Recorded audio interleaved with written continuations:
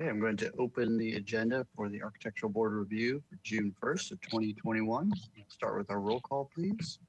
All right, thank you. This is Mary. I'll go ahead and take the roll call, and I'll start with Chair Moore.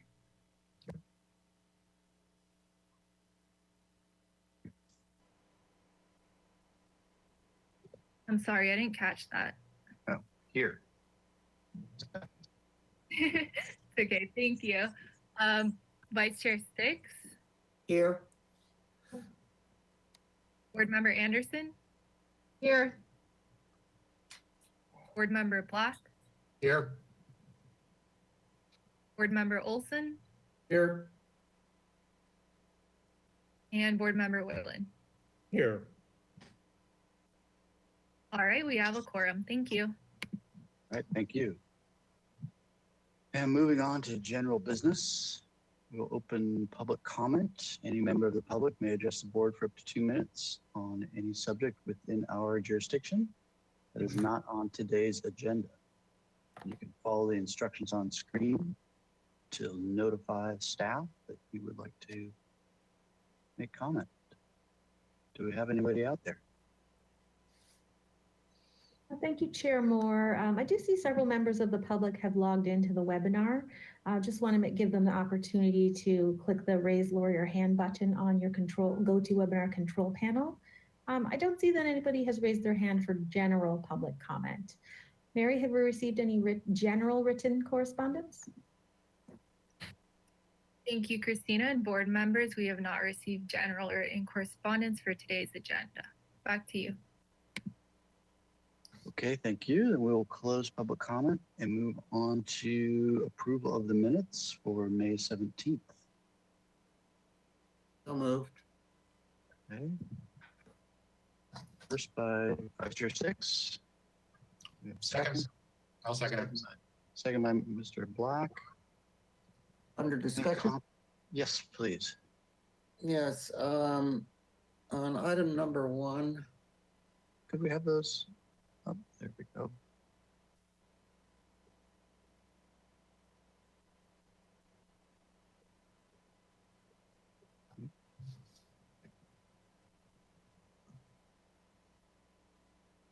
Yep.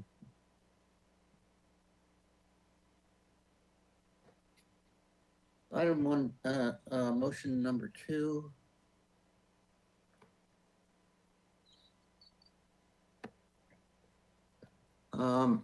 I'd like to change the word punches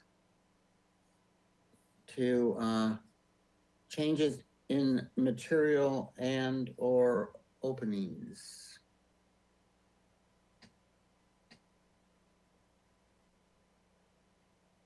Okay. And then on item number 2, just very minor.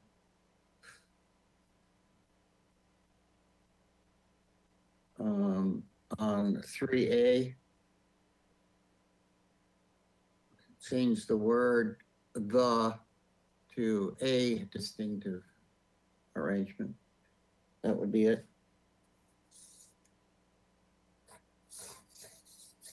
Okay. Any other comments or edits?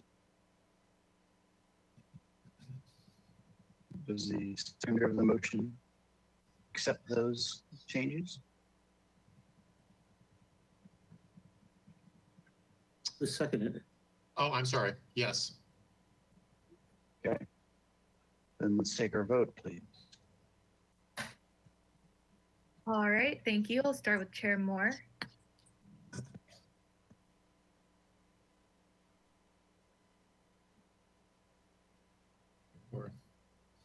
that? I'm sorry, I couldn't catch that, Chair Moore.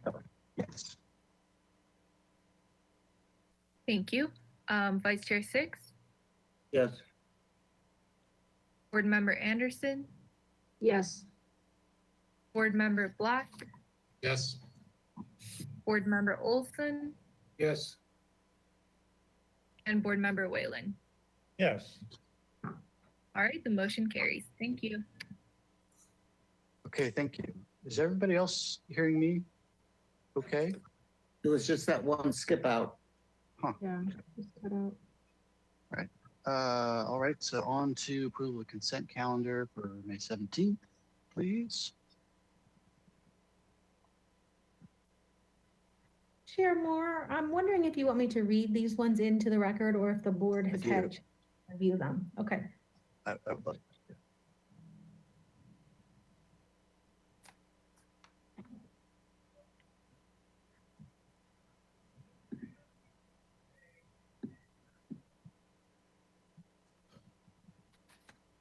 This was a consent board review for May 17th, which was reviewed by board members Anderson, Black, and Vice Chair Six.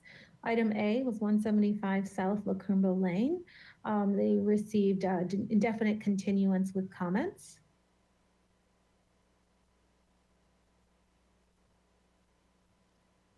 Item B was for 3441 State Street, a review after final. The project received approval of the review after final as submitted.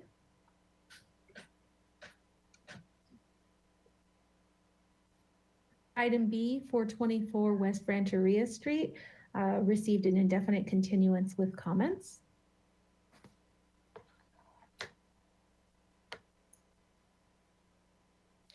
Item D, 3052 De La Vina Street, received project design and final approval with comments. It's for the new Starbucks where the old Coffee Bean and Tea Leaf was. Item E, 1187 Coast Village Road, received project design approval and indefinite continuance with comments.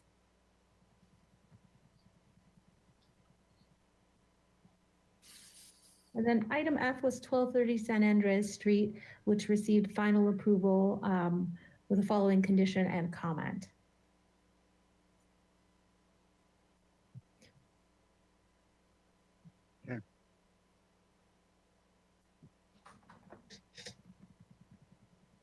Somebody prepared to make a motion to accept those minutes? I move we accept those minutes. Approve the minutes, I guess. I Approve. should say. Okay.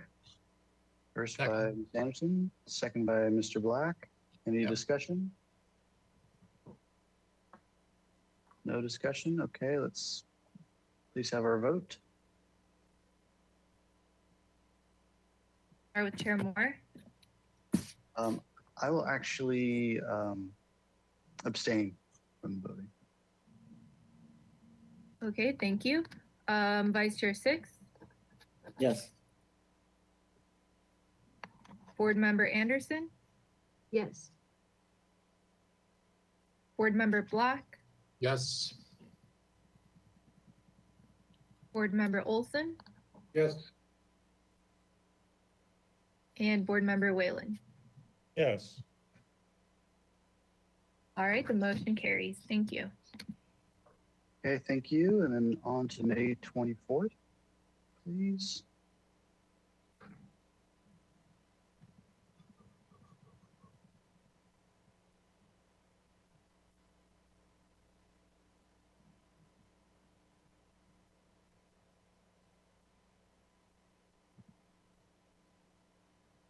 May 24th consent calendar was reviewed by board members Black, Anderson, and Vice Chair Six. Item A, 1313 Olive Street received received an indefinite continuance with comments. Item B, 222 North Quarantina Street received project design and final approval with a comment. Item C, 620 East Yananali Street received project design approval and final approval with comments.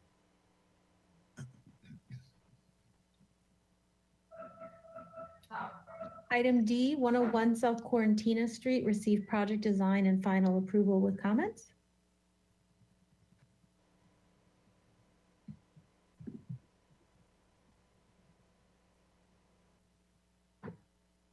I Move move we- we approve these. These minutes. Okay, first by Ms. Anderson, Second. Mr. Olson, second. Any discussion? Please? No?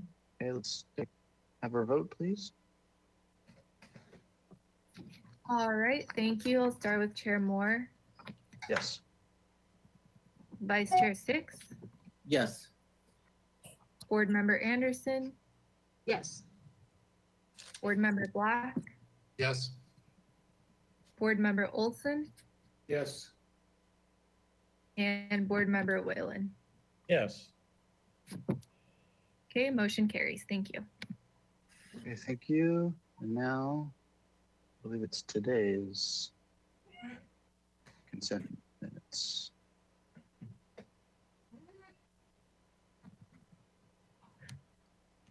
Thank you, Chair Moore. Today's consent calendar was reviewed by Vice Chair Six and Board Member Anderson. They reviewed item A, which was 102 South Voluntario Street. That project received project design approval and a 2-week continuance to the consent calendar with these comments. And we can leave these up for a little bit for the board to read.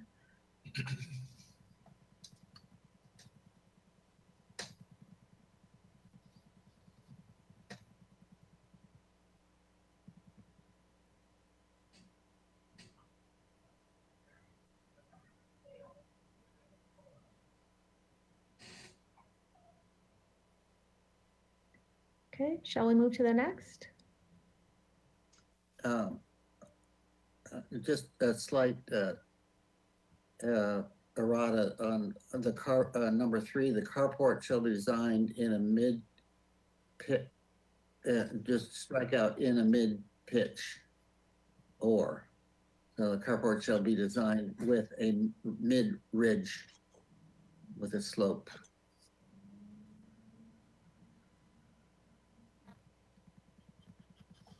Okay.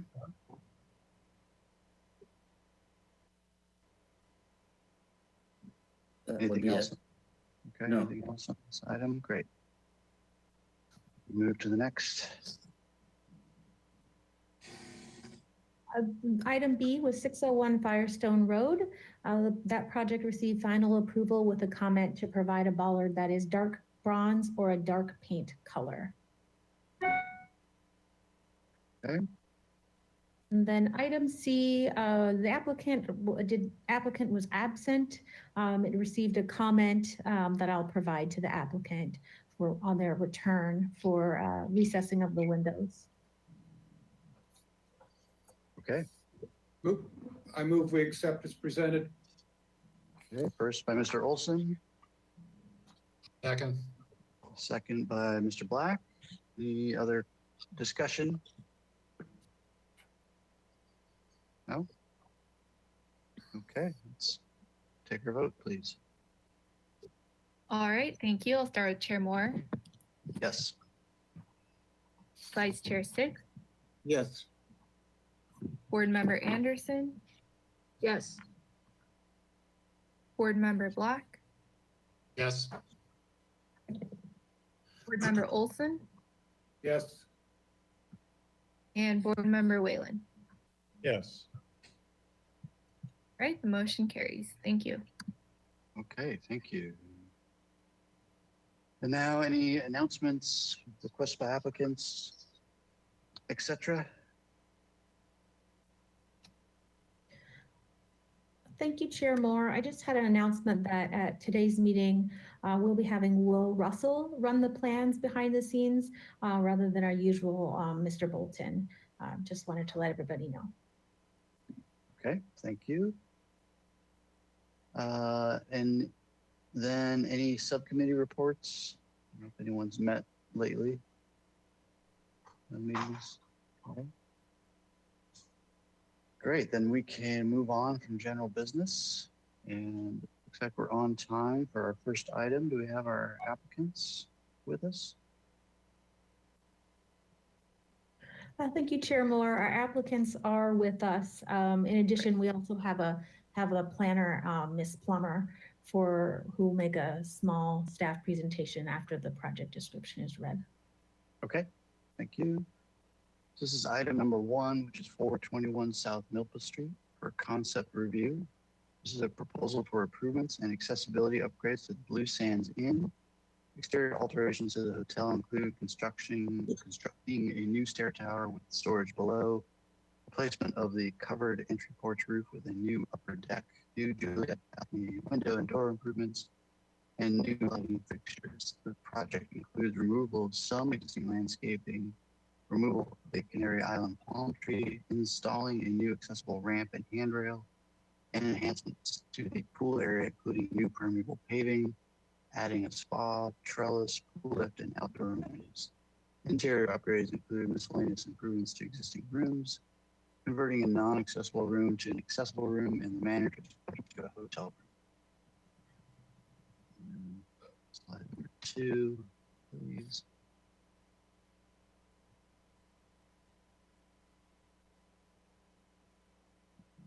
Staff hearing officer review and approval is required for improvements in the required 20-foot setback and a coastal development for the conversion of the manager's bedroom to a hotel room.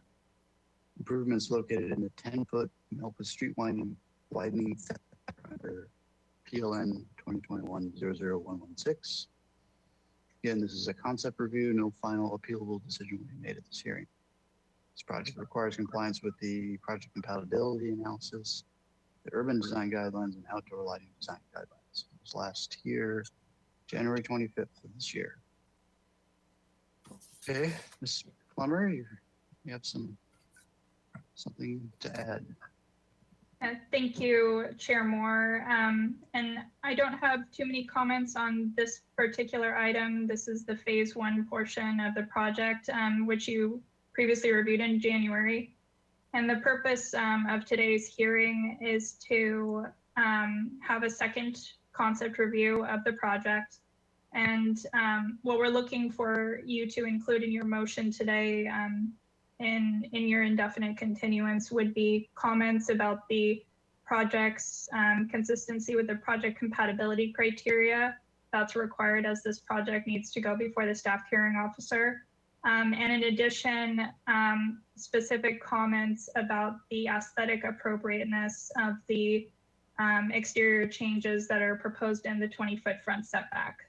So we do want that actually in the record. The ABR's comments about those exterior changes in the setback, and then its overall consistency with the required criteria.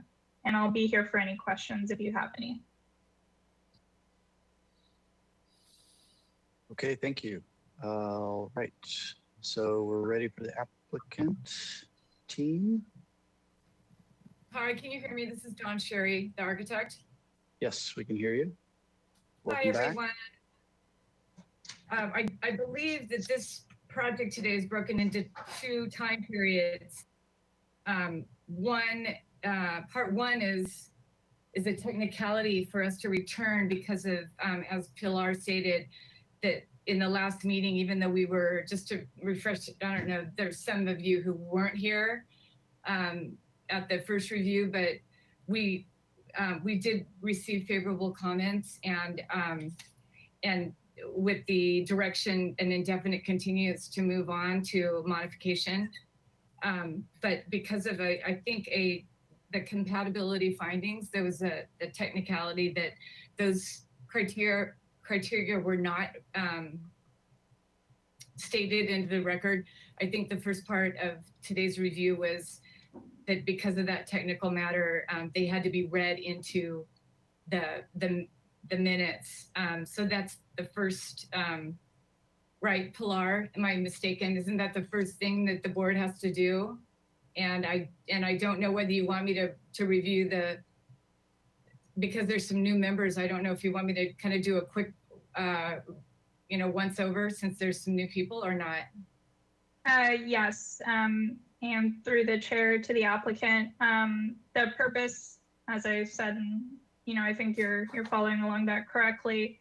is we do just need the project compatibility criteria on record before it goes to the staff hearing officer. So the purpose is to actually have those included in the motion today. And although I don't believe the design has significantly changed from the review in January, we would still want you to at least do a minor review for the ABR so that everyone's up to speed on the current design. Thank you. Okay, No thank you. problem. So before we jump in, can we see the previous motion?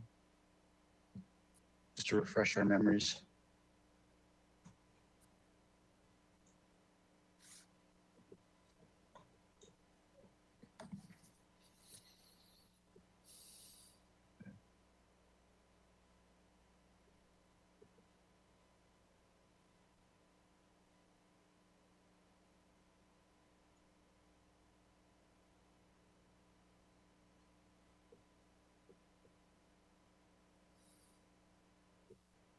Okay. And yeah, so this refreshes my memory. So there was some question about the stair tower and the impact to the neighbor and some other odds and ends detail wise. So if you could quickly run through these items and explain how you've addressed them or what changes have been made, I think that would be helpful for everybody. But maybe just a real quick high level overview of the project just for everybody's benefit as well. Yeah, no problem. So maybe let's go to T 2.0 for the overview. Literally, it's the aerial. I think those are the best. Those 4 images. Oh, sorry, T 1.1, the page before that are the 4. Yes. So many of you are already familiar with this project. It's an existing hotel. We're not adding any square footage except for a new enclosure around the existing stairs at the rear, the secondary stairs. That's probably the largest component of the project. These were existing stairs that exited out the east end of the upper balcony, and basically the overall big picture of this is exactly what's stated. It's a renovation and an enhancement of an existing hotel. It's kind of a more right now more of a motor inn. We'd like to take it in a more quintessential Santa Barbara style. The clay tile roof is already there. The white stucco is already there.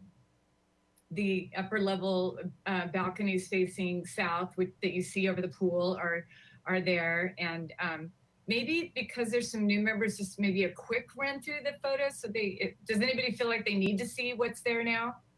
Or do you want me to just keep going?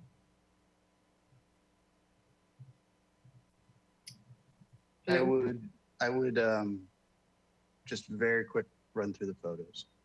Okay.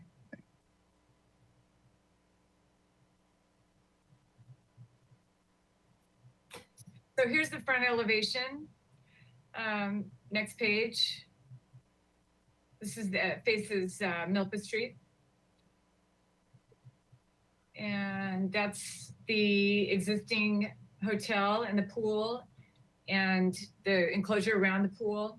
What you're seeing there on the far right are the existing stairs to the pool level. Next photo. Taken from the parking lot looking west at the pool enclosure.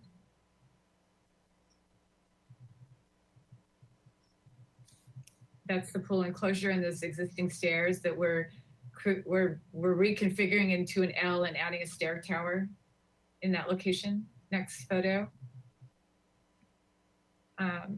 That's the northerly neighbor and the existing landscaping. Yeah, go ahead.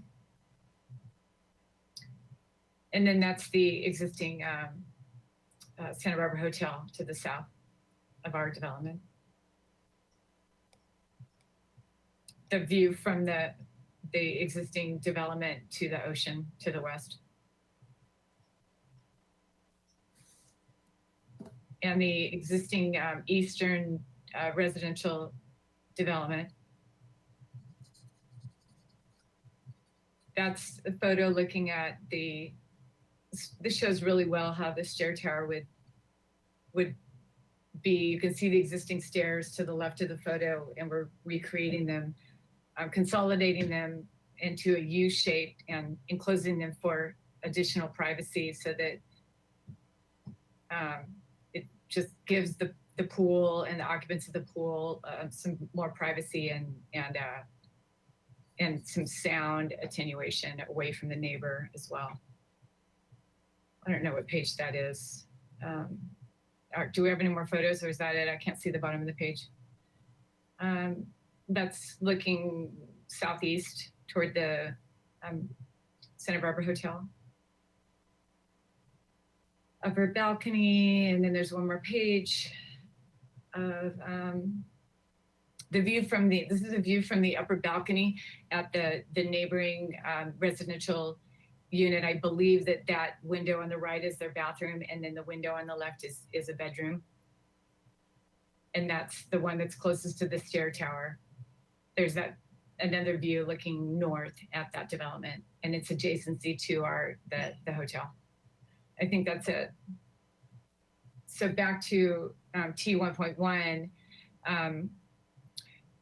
one of the minutes reflected that we needed to show the existing development on our plans. And so you can see that we've shown that in the upper right-hand corner, you can see that bathroom window shown on our plans. And it also shows on the site plan. This photo also shows virtually the same improvements. There haven't been any major changes since the last time we came to you, but we have had, since we've had so much time, we've had a chance to actually provide some just a few more additional enhancements. In the lower right-hand corner, there are two windows that we're converting to doors and adding a wrought iron Juliet balcony, and that existing pop-out has existing some different corbels. We're adding some more traditional Spanish corbels, also under the eaves, the same new Spanish corbels. And the balcony that faces south right now has a small clay tile roof over it. So that room is getting enhanced by the addition of a new balcony deck over the existing entryway, and those we're actually enhancing those.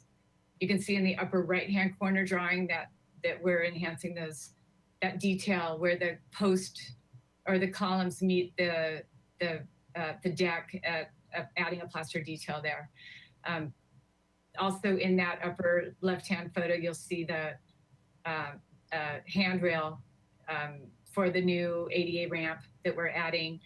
You can see the trellis over the pool off to the right of that photo. And those are the major components of the project. The trellis, the doors, the tile, there's tile being added around the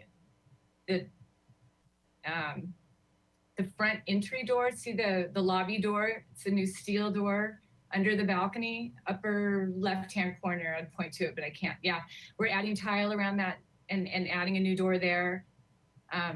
All new lighting.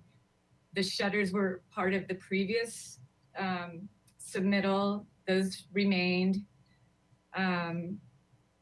We just took the opportunity, since we had the time, to make some further improvements. And I want to talk about, I don't know if it's appropriate now to talk about the fact that these, I may as well just go into the fact that these drawings represent our future intent with the variance, the Milpas Street setback variance that we need, but this proposal reflects a new patio off of the west elevation. We're asking today for a courtesy review of this element because it's part of a different variance submittal package, but we thought that it was appropriate to show you that at this time this is the master plan, and so we are requesting your thoughts on this, on the supportability of this guest patio at the same time. So is it appropriate, Pilar, for me to talk about this patio now, or do you want to make the compatibility criteria findings and then move to the second agenda item? I'm not sure how you want to do that. Thank you, Ms. Cherry. And, you know, for the ABR's understanding of the project, there's a phase 1 project and there's a phase 2. So as Ms. Shuri indicated, there is a patio element that they're showing for context, but it isn't this agenda item. It'll be the next agenda item. And the reason for that is the patio is located in the Milpas Street widening setback and requires a variance by City Council. So on the next item after this one concludes, we'll be having a one-time pre-application consultation to discuss that patio area. So I would ask to, you know, wait until we get to the next item to really discuss the patio. This first project is just for the improvements to the hotel that are in the regular zoning setback, the 20-foot front setback, and the ADA improvements and overall hotel upgrades. Yes. Okay, thanks, Pilar. So I think that, I don't know what else, we could go back to the minutes and I could go through each one of them, but I was trying to give a quick overview of the project, and essentially it's a very similar project with a few additional enhancements to, such as the tile around the entry door, and the Juliet balcony facing west. But for the most part, it's the same project that you saw last time. I don't know if I think I'll just wait for questions. Okay, well, why don't you, so one of the biggest comments was the concern of the stair tower. You talked a little bit about it with showing us the photo and then this rendering. Can you show us in the site plan how that relates to the neighbor? Yes, that's on T 2.0, I believe. The next page. You can see the, there's the property line and there's the development, and right on the north portion of that element is that rear bedroom, or that bedroom and that bathroom. So there's the adjacency. Okay. It's hard to really tell where those windows are. Maybe you might want to flip back to T 1.1. The upper right-hand corner shows that those two windows are on the northern half of the gable of that element there. Would Mr. Russell please zoom in on the top right rendering?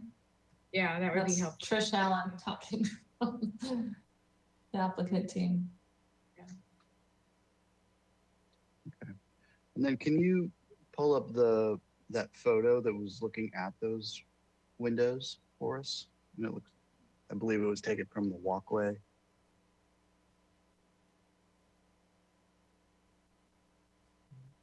There we go.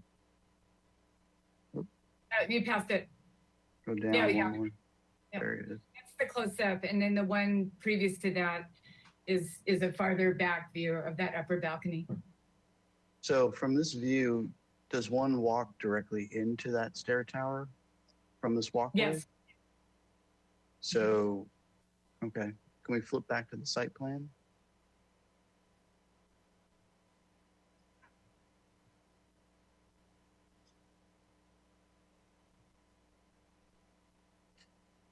So the windows are much more in line with your keynote 40 and 29 then. So they're much more down the sheet than it seems from that view, but maybe it's just the way that view is set up. Yeah, it is it's a little hard to see it. I agree. Maybe flip back to the photos again. That's probably the best indicator. That sheet, maybe go one up, like scroll up. There's one that's a little farther back on the upper level balcony. There you can see that stair tower is going to come straight as you're walking down this balcony, this upper level corridor. You're going to walk straight into that stair tower. So the windows are toward the middle of the gable. They're not entirely to the north, but when you walk straight ahead, you can see here by this perspective that you're walking, you would walk and see those two windows. So the two windows would have a view toward the south, but they won't have a direct view anymore into the pool area. Mm-hmm. The pool area will have a little more privacy. Okay.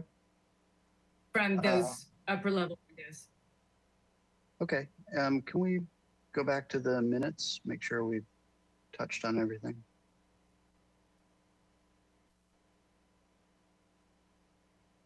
Okay. Maintain the bird of paradise plant or box and relocate to provide a new one of the same size. If it cannot be maintained, the proposed trellis appears to be consistent with the proposed vernacular, but the applicant should provide additional detailing and show lighting fixtures. And then the walkway handrail. Can you show us those details of the trellis and railing? Yeah, the trellis. You can go back to the renderings, which are Can you show us in the elevations, please? Yes, go to A 2.3.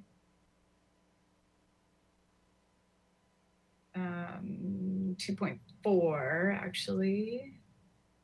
Let's see. So there's the stair tower in the elevations, and the handrail is on the lower right-hand corner. That's the handrail to the street that's required because of the grade differential between the street, the sidewalk, and the entryway. Okay. The trellis. What is the it's material detached. of the railing, et cetera? Is it? I think that was the question. On the. What was the question? I think the point of the comment was the materiality of the railings and any details that are part of it. Yeah, we don't have architectural details yet, but the handrail is a wrought iron handrail, and it will match the upper level balcony and the front elevation upper level Juliet balconies. It'll all be a similar style. And the trellis is a stained wood with a simple beam end. Again, I don't have architectural details because this is concept only, but if you want to see the trellis again, you can go to T 1.1 or all those renderings that show those. Okay. Can we flip to that sheet, please? There we go. Right there, if you can see it on the upper right rendering, the aerial. Can we zoom in on each one of these, please? Thank you. Yeah. And the rendering, by the way, doesn't show the a secondary support that we're going to need. But that's a design intent. The interior, the beam and the posts that are closest to the pool aren't showing in this rendering. That trellis is not being supported by skyhooks. So just an FYI. So you're saying there'll be another row of columns or? Yeah, they'll need to be, unless the rendering makes it look a little unsettling. In case anybody was wondering about that. Okay. Can we There will slide be an up to overhang. The other images. Okay. Down, please.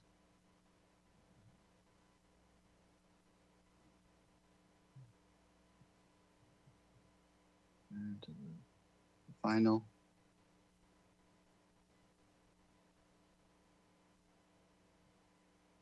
Okay, and then the bird of paradise, I don't recall, I think it was in the front yard.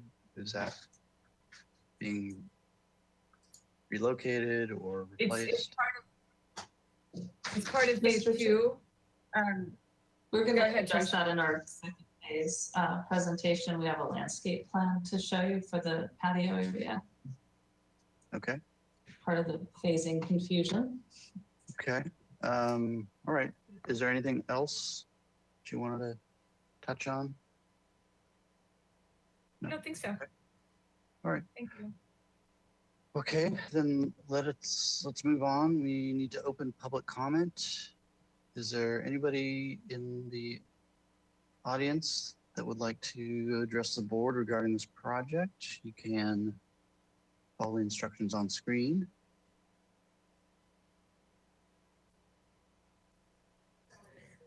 Thank you, Chair Moore. I do know there are several members of the public that have expressed interest on speaking on this item. Just want to give them the opportunity to click on the raise lower your hand icon. Once you click that, that gives me the indication that you'd like to speak on this item. Are there any members of the public that would like to speak on this item? Please click on the raise lower your hand button. I don't see that any member of the public has raised, they're kind of going in and out. I do see a member of the public has raised their hand. Ms. Mester, I am going to unmute you. You'll need to unmute yourself and you'll have 2 minutes to speak. Okay, can you hear? Hello? Yes. Yes, we okay. can. We are the owner of the 426 Orilla Del Mar, the adjacent, right next to the building. And we have sent an email with all the photos attached. I just first of all want to make sure that you have received that. Yes? I'm sorry, we're unfortunately we can't answer you during this time. So Okay. So apologize. we have sent an email January 27 with all the photos and our concern among several things. First of all, the new stair tower will completely block our ocean view from our second bedroom balcony, and also block the natural sunlight to the bedroom window and the kitchen downstairs. And so please refer to the email which was sent by my husband, which is on January 27. We have explained all the concerns regarding the stair tower, and also the installing the jacuzzi also.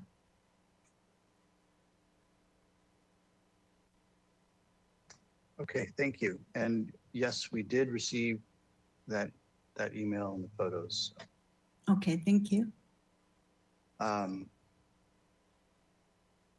If that's what you have to say, we can move on. Is there anybody else in the public that would like to make a comment? Thank you, Chair Moore. At this time, I don't see any other member of the public has raised their hand indicating they would like to speak on this item. Mary, have we received any additional written public correspondence on this item? Thank you, Christina. We have not received any additional written correspondence. Back to you. Okay, I mean, that's not entirely correct because we did receive that emails. It did come some time ago, but I do recall that email. Okay, and then we will close public comment. And go to questions from the board. Oh, sorry, Ms. McGuire, go ahead. Pardon me, Chair Moore. I do see another member of the public has raised their hand. Okay, Mr. Let's- Mester. Let's Must- reopen public comment and allow them to speak, please. Thank you, Chair Moore. Mr. Mester, I'm going to unmute you and you'll have to unmute yourself and you'll have 2 minutes to speak to the board. Me? Can you hear me? Yes. Hello? Oh, thank you Yes. so much for having me. But I agree with my wife, and I would like to emphasize that this stair tower is completely inappropriate. It will choke us. It is right against our fence. We have only less than 4 feet, actually 3 feet between the kitchen window, which was, I sent pictures of our own, and it will shadow our tiny backyard. And I think it's completely unacceptable, taking away our view, our air, and it's a very tiny passage. And there's absolutely no need to do that. There's a wonderful stairway which is safe. And this stairway would be unobserved and people can have serious accidents there. Let me tell you one more thing. We walked yesterday by with my wife and we saw the Millpass Road. The Millpass Road is the biggest artery between the city and the beach. There are kids going there, women with storing the stroller of their children. Kids will run into that glass window and will have serious accidents. I think it's a terrible idea. Besides, in the drawing, I think they already cut out and destroyed 3 trees in order to get only 2 standing there. So I think they should not expand. We would love to have a beautiful hotel. We love the hotel. We like the people who work there and the people who come there, but they should not take away our space and the city public space. And then they will have to jaywalk over to the other side in order to go safely with their rollerblades, roller skates, etc. I appreciate listening to my wife and me and the other people in the 4-unit HOA are behind us. Thank you. Okay, thank you.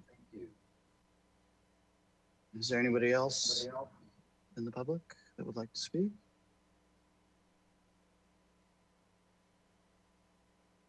Okay, then let's close public comment and go to questions. You have board members up. Who'd like to start with questions? Mr. Whalen. Thank you, Chair Moore. One small question. The handrail at the entry connecting the pedestrian route to the entry appears in one configuration on sheet A24, but in the rendering, it appears to show a consistency with the other railings and balconies. So my question is, does that railing, that safety railing, truly reflect all of the characteristics of all the other railings as requested in the last review? It can have pickets if the board feels that the pickets, the vertical pickets that are required for the upper level railings should be added. The reason they don't show in the architectural is it's not a code requirement. It's required to only have a handrail because that handicap, that ADA ramp is at grade. The renderer added the pickets and and we can add them if you want. This is conceptual only. We're, would look for you and your preference. We didn't feel that it was necessary because of the landscaping that is flanking both sides of the railing. I thought it was more simple from an architectural standpoint, just to remove those pickets for that. But I look to you for your thoughts. Thank you. That's all, Chair Moore. Okay, I have a question. go ahead. So the neighbor referenced a balcony view that was affected. I can't see that on the pictures here. Where is that balcony? That's the balcony? I believe that's the balcony he's referring to, yes. Okay, great. That's my questions. Okay, anybody else? Ms. Vice Chair Six, go ahead. Yes, Ms. Sherry, is there I know that when exit stairs become adjacent to greater than 10 feet away from property line, you need to protect them. Is that the reason that you need to have this tower and this enclosure at the end of the stair here? Yes, It's a given requirement. it's a code requirement for the stairway to within a certain distance from the property line to be protected. Yes, that's why there's no windows on that side of the stairwell. And is the existing stairway within that setback and non-conforming because it's open? Can we go back to the site plan, which is T 2.0, please? The next page. The existing stairs are contained. You can see them dashed. They're far enough back to where they would not have to be enclosed. And the reason Go ahead. and the reason you're abandoning those stairs is to add the spa.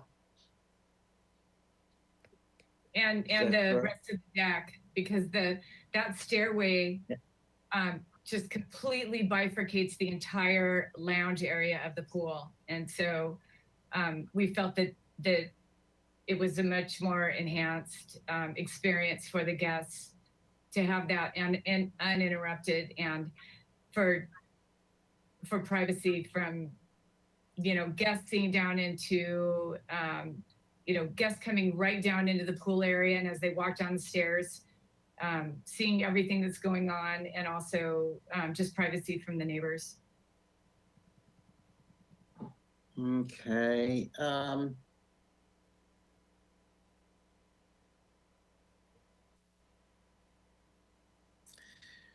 And then if we go to either the photos or the renderings up along the parking lot, showing the parking lot. This is good enough. The upper right hand one, and I think the photos express it even more. Is there any way, and I know that you're tight on parking,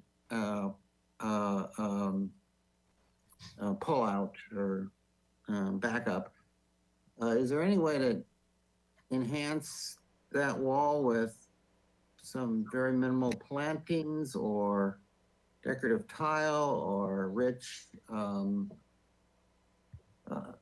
you replacing the asphalt or capping the asphalt at least in this project? And could you entertain the idea of some decorative tile at least at the base, the ground plane of this very bare and hard juncture between bare white wall and bare concrete asphalt?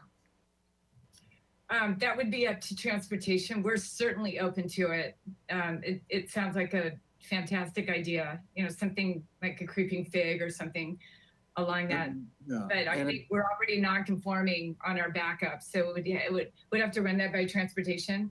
But what we did do, Richard, is we are rebuilding the stanchions on the wind enclosure are being replaced. There's a wavy kind of frosted looking glass there now that we're taking out, and there'll be a like a plaster, just a smooth plaster low wall there. But yes, in answer to your question, yes, we're open to that pending transportation approval. So in rebuilding the stanchions of the glass, you are going to affect and alter the wall, the solid wall below? No, we're just taking, that's already a plaster wall. The stanchions are going to replace the ones that are there. The ones that are there now are just square tubular steel. On the inside, okay, I get it. Yeah. Okay, got it, thank you. That's my question. Okay, anyone else? Questions?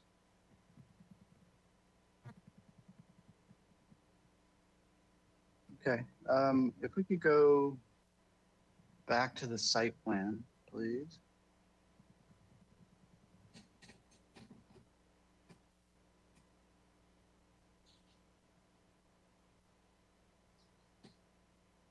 So is there any opportunity to shift the stair tower down the sheet? Farther west? Mm-hmm. No, and if you go to, I don't believe there is. If you go to a 2.4, the elevation, I think that's the south elevation, or maybe the floor plan, sorry, go to a 1.1.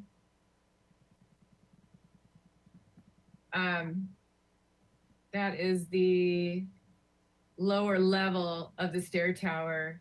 And then now go to a 1.2, the next page. The window for the hotel room number 5 is right there. Mm-hmm. That's an existing window. Yes. Okay. A very long window on the side, correct? Where the 2'6" is? Yes. Okay, got it. Okay. And you've confirmed you need 2 points of egress from this level? Yes. Unfortunately.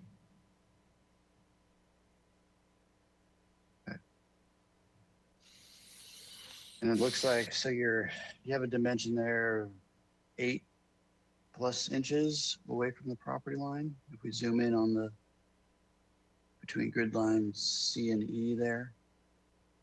Yes. And then the neighbor approximated about 3 feet on their side of the property line. We can't verify that exact dimension because we haven't been on the property, but right now, as best we could guess, it's about 8 feet. If you go to T 2.0 back to the site plan, you'll see that unverified, however. Mm-hmm. The best we could do from Google Maps. Okay. And there's also the pool equipment that's going in that private yard space down there. That's up against the property line as well. We shift down a little bit. Okay. Yeah, that will have to be, we'll have to meet all the requirements for sound, of course. Mm-hmm. And then there's trash and recycling just outside that Yes, room? and the Okay, trash there's a recycling fence, and the I see. pool equipment were already over there. I see. Okay, but there's a fence separating that from the hotel room, I guess. Yeah, we're keeping the trash and the recycling and the pool equipment essentially in the same general area that it is now, but Okay. moving it slightly. Okay, anyone else? Questions? No? Okay, let's move to comments then. And just briefly, Ms. Palmer, can you describe again what the applicant is looking for in this motion? Thank you, Mr. Chair. What we're looking for to be included in the motion is comments as it relates to the project compatibility criteria. When it comes to that point in time, Mr. Russell can put the project compatibility criteria on the screen. You're not making any approvals at this hearing, but that criteria is needed prior to it going to the staff hearing officer, so she can review generally how the ABR feels about the project and how it meets the criteria. And then also any comments about the aesthetic appropriateness of the changes in the 20-foot front setback, so that you don't have to comment on the patio at this time. That'll be heard on the next item. But the Juliet balcony that is in the along the Milpas Street frontage, there's some exterior changes that are happening in the 20-foot front setback. And all the staff hearing officer needs is whether or not that's aesthetically appropriate to have those changes. And as it relates to the whole design. So those would be the comments we're looking for today. And it would be an indefinite continuance to the staff hearing officer. Okay, thank you. Who would like to start with comments?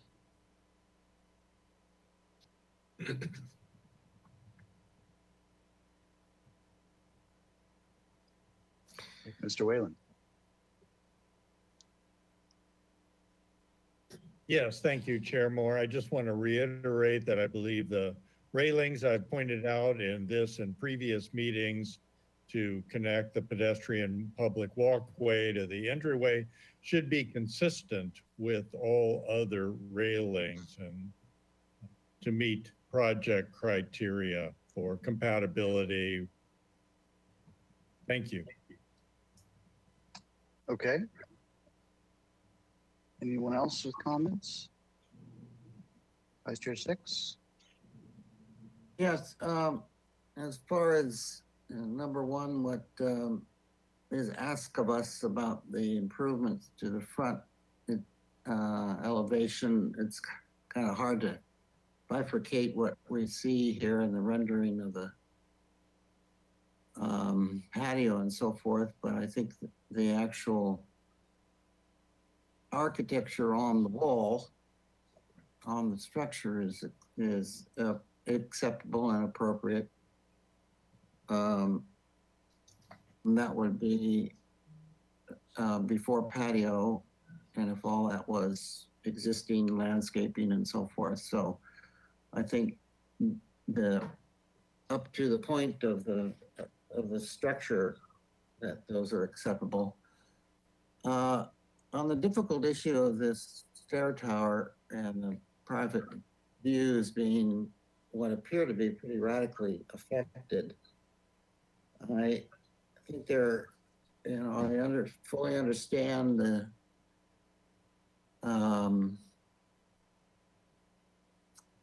desire and the the reason that the tower was reconformed to get more space and so forth in the rec area, in the pool area.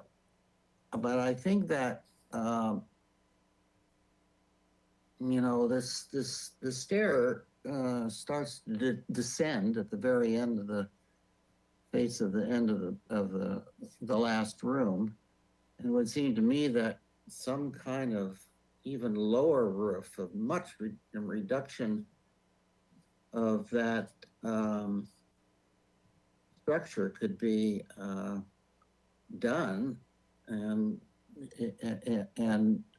take advantage of the descending stair as it goes down, and have a roof and a structure that's it's at its highest point is the eave of the main roof, and everything below that follows, again, I'm repeating myself, follows the descent of the stairs. And, you know, this would not completely eradicate the neighbor's physical hindrance of the view out to the street, but it certainly would go a long, far way to minimize the mass impact against his window. I think there's a happy compromise, and that the stair tower should be reduced to a descending shed. That I've said enough. So I think that it should be restudied in a big way in order to help alleviate some of the impact to the neighbor. And as I said in my comments, I think that trying to improve this, to upgrade this, I think one of the sore spots is that bare wall against the patio enclosure. And if planting cannot be accommodated because of transportation, some decorative way, either on the ground plane and on the wall itself with decorative tile or pavers, that kind of, you know, maybe the extension of the flagstone that you have at the entryway is, you know, maybe a sliver of that goes down the way and has below plants, below girlies between it at the wall, ground cover or something there. I think that is important. And obviously the sky hooks needed to hold this trellis up need to be resolved. Those are my comments. Okay, thank you. Anybody else?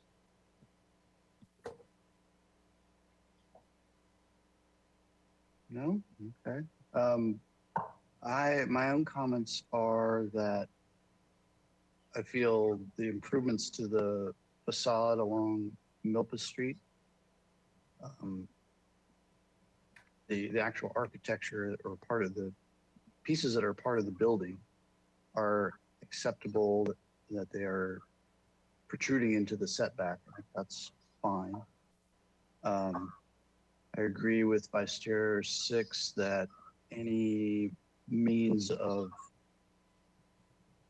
dressing up this wall along the pool with some landscape to soften it would be a good thing. And I think the improvements to the hotel are great and are a good thing in general. Unfortunately, it's happening at the expense of the neighbor, and the impacts are going to be very noticeable for them. So I would also agree with Vice Chair 6 that that stair tower should be restudied and other configurations should be looked at to minimize that impact.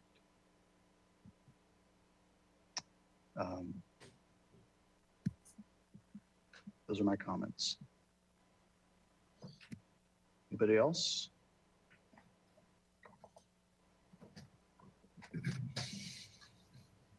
Go ahead, Mr. Black.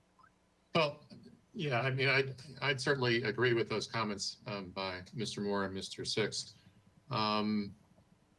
It's hard to sort of evaluate the Milpas frontage knowing that it's really going to be addressed on the next item, because there were some references from the last presentation that Giant Bird of Paradise would be retained, and looking at what's going to be proposed as far as this patio, I don't think there's any opportunity to do that, but we'll talk to the landscape architect, I guess, to see what sort of opportunities there are. But you know, again, I would agree with those comments. I think generally speaking, the improvements that are being proposed to the building are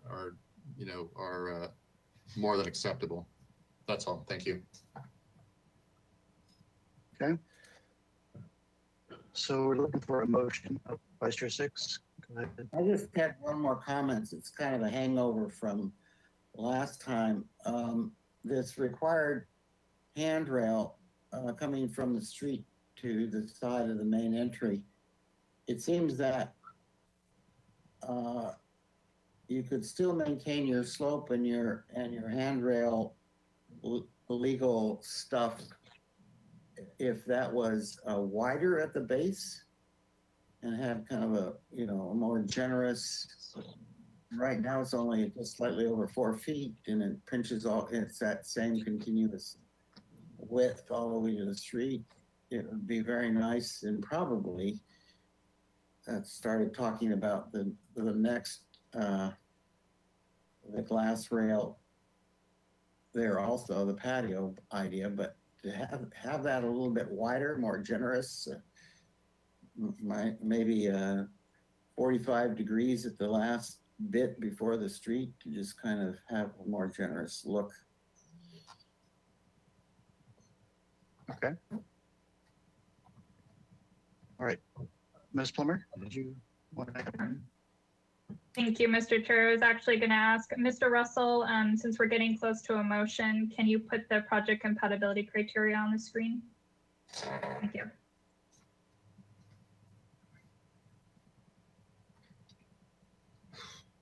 So I guess I will make a motion that, if I understand correctly, we need to have Ms. Plummer, if we can, I'm an old man, so I need to have it repeated 3 times. What exactly are we, language are we looking for your process? Thank you, Vice Chair Six. So what I would ask any motion maker to include an indefinite continuance to the staff hearing officer. Any comments that you've thus far made about the architectural design and overall aesthetic appropriateness and the 20-foot setback, and then go through the project compatibility criteria and say how it's generally meeting the criteria at this point in time. So Ms. Plummer, is there a specific thing that the staff officer would be interested in that I pull out and say, or is it just the success of the front elevation? Thank you, Vice Chair Six. I would say it's mostly going to be related to the architectural design within the front setback. Her jurisdiction for this project is anything that is in that front setback area that is changing. So the Juliet, I think it's the Juliet balcony Okay. projection. Yeah. All right, very good. I understand. All right, so I will prepare to make a motion for an indefinite continuance to the Staff hearing officer. staff hearing officer, thank you, with the following comments: that the overall architecture is, and upgrades to the existing project are very successful and good looking. And number 2, in particular, the front elevation, including those architectural elements that are extending into the front setback, are very nice in design, and I think that and are important to deliver a highly textured in and out to that front elevation. That number 3 item is that in deference to the neighbor impacts, the impacts of the neighbor to the rear, that the new rear stair tower be restudied to reduce as maximum as possible its mass, its height, its as much as possible, utilizing the descent of the stair wherever possible, and still maintaining the fire protection at the property line as required. And fourth, that the applicant should study ways to enhance with planting or decorative materials, designs, tiles, pavers to enhance the patio wall that's adjacent to the parking lot. That the applicant should return with a complete design of more traditional, less cantilever to the trellis at the pool.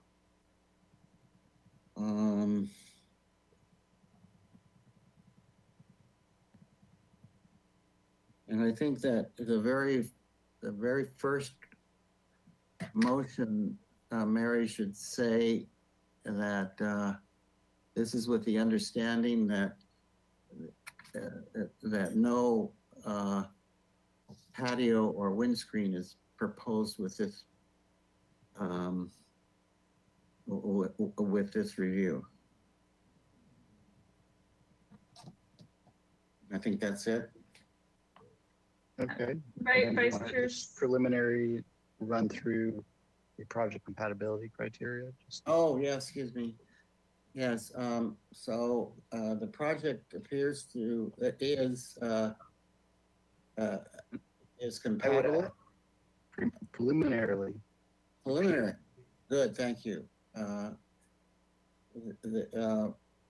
project meets preliminarily meets the compatible criteria as follows. Number one, as far as the board has been informed that there is no city charter or municipal code requirements that are askew. The project design is consistent with the design guidelines of this location in the city. Number two, the architecture proposed is compatible with the city and the neighborhood, being of a very quality Spanish style. Number three,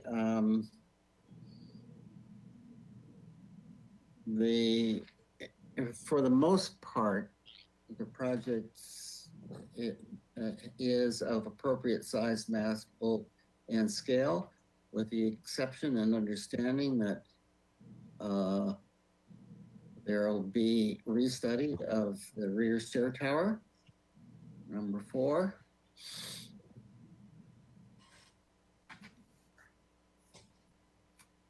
that as far as the board is aware, there are no, Ms. Plummer, can you help me with this? Is there any landmarks or historic resources involved in that area? There is not, Vice Chair 6. All right, thank you very much. That number four, there are no adjacent landmarks or historic resources affected. Number five, there are no public views of the ocean and mountains affected. And number six, there is appropriate use of open space and landscaping.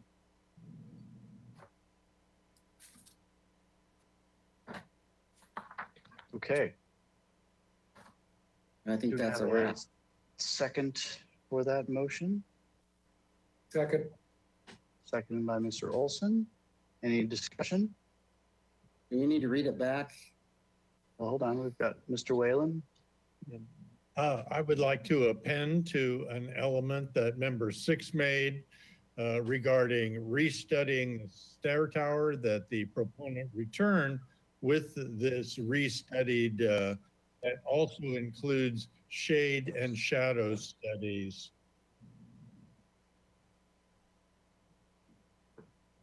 Is it, or is, I don't know, Mr. Whelan, if this is a commercial zone where shade and shadow studies are, okay, let's, I will gladly amend my amendment, my motion to say if required in this area. That might be something that staff could tell us. Right now or before we complete our? Possibly right now. Possibly right now, putting them on the spot. Is the adjacent parcel zoned commercial or is it a residential zone?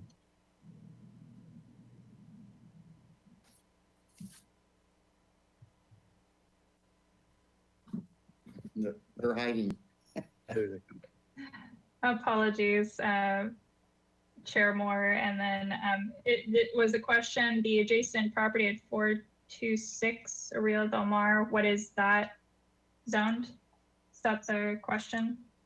Yes. Well, Ms. Palmer, the question is, does the solar ordinance pertain to this project in relationship to the adjacent neighbor in the rear? Not for commercial properties, no. So they're both for commercial? The other property is, I believe, an apartment, and in terms of the completeness review, this project hasn't been deemed complete yet. It will be before it goes to the staff hearing officer, but we will be reviewing it to confirm that it's meeting all the requirements. One of which is, does solar apply or not? And yeah, that information will be done as part of that review. But for commercial properties, it does not apply. That's correct. Okay, so we don't know yet. Yes, that's We don't know correct. yet. Okay. Thank you. So, Mr. Whelan, I would highly invite your added comment. Thank you. Okay. Can we, I think it would be beneficial for everyone just to summarize that comment again. So let's see. Mr. Whelan, I think your intention is just to lump it to the back of my comment about the stair tower, correct? Indeed, yes, that's my intent. Okay, and then your wording for that last sentence of that comment? The proponent will include shade and shadow studies along with the restudied stair towers. So If required. If zoning requires. well, it's for the benefit and the advancement of this question on the proposal to Okay. really thoroughly understand it. So sorry to belabor this, but you would have this solar study per the solar ordinance done, even though it's not required by ordinance, just to get a sensitivity to how it affects the neighbor. I get it. I get it. Okay. Easily, thank you. Okay, I will entertain that addition. Agreed by the second. Okay. Any other discussion? Does anybody feel it important to have this ramp way up to the main entry more inviting from at the street?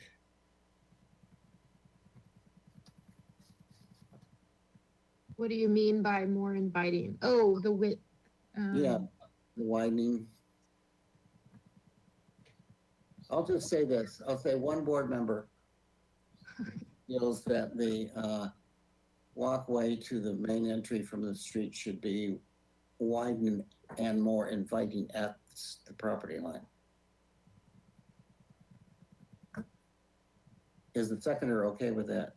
Yes. Okay. I think we need it read back.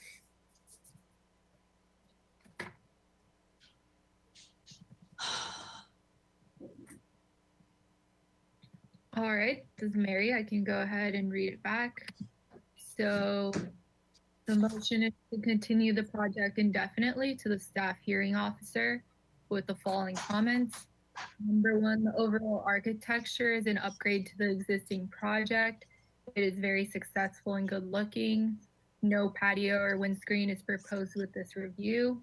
Number two, in particular, the front elevation, including those architectural elements that are extending into the front setback, are very nice in design and are important to deliver a highly textured in and out to the front elevation.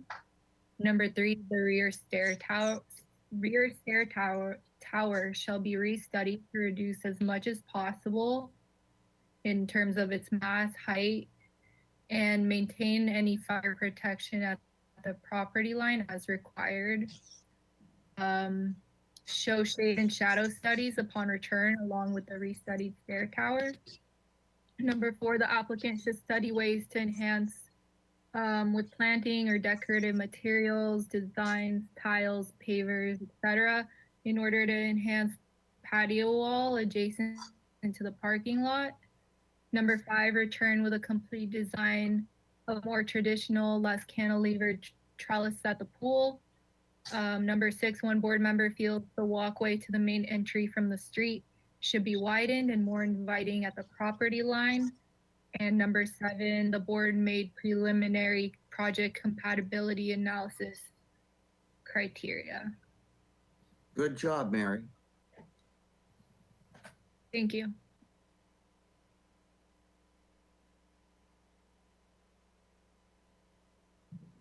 Kevin, we can't hear you.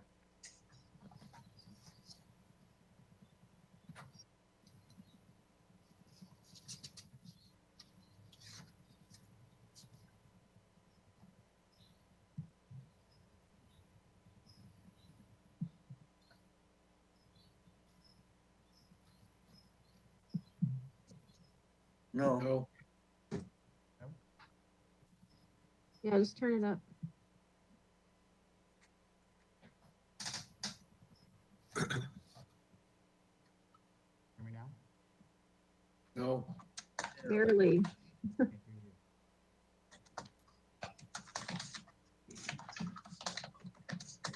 I know it's not your nature, Kevin, but if you scream, we might hear you. You can hold up signs. There you go.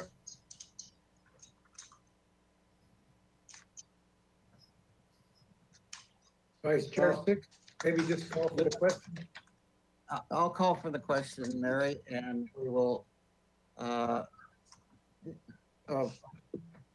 record Kevin's vote by raise of hand. Mary? All right, thank you. I'll go ahead and start with Vice Chair Six. Yes. Board Member Anderson, Yes. Board Member Black, Yes. Board Member Olson, Yes. Board Member Whalen, Yes. and Chair Moore. Chair Moore, can you raise your hand? Can you hear us? Up or down? Up or down? Yes. Oh. Yes, I can There hear you you. All right. Great, thank you. The motion carries. Okay, thank you. Miss- All right, Mr. So- I need to take a break. you need a little break? Okay, let's take a 2-minute break, please.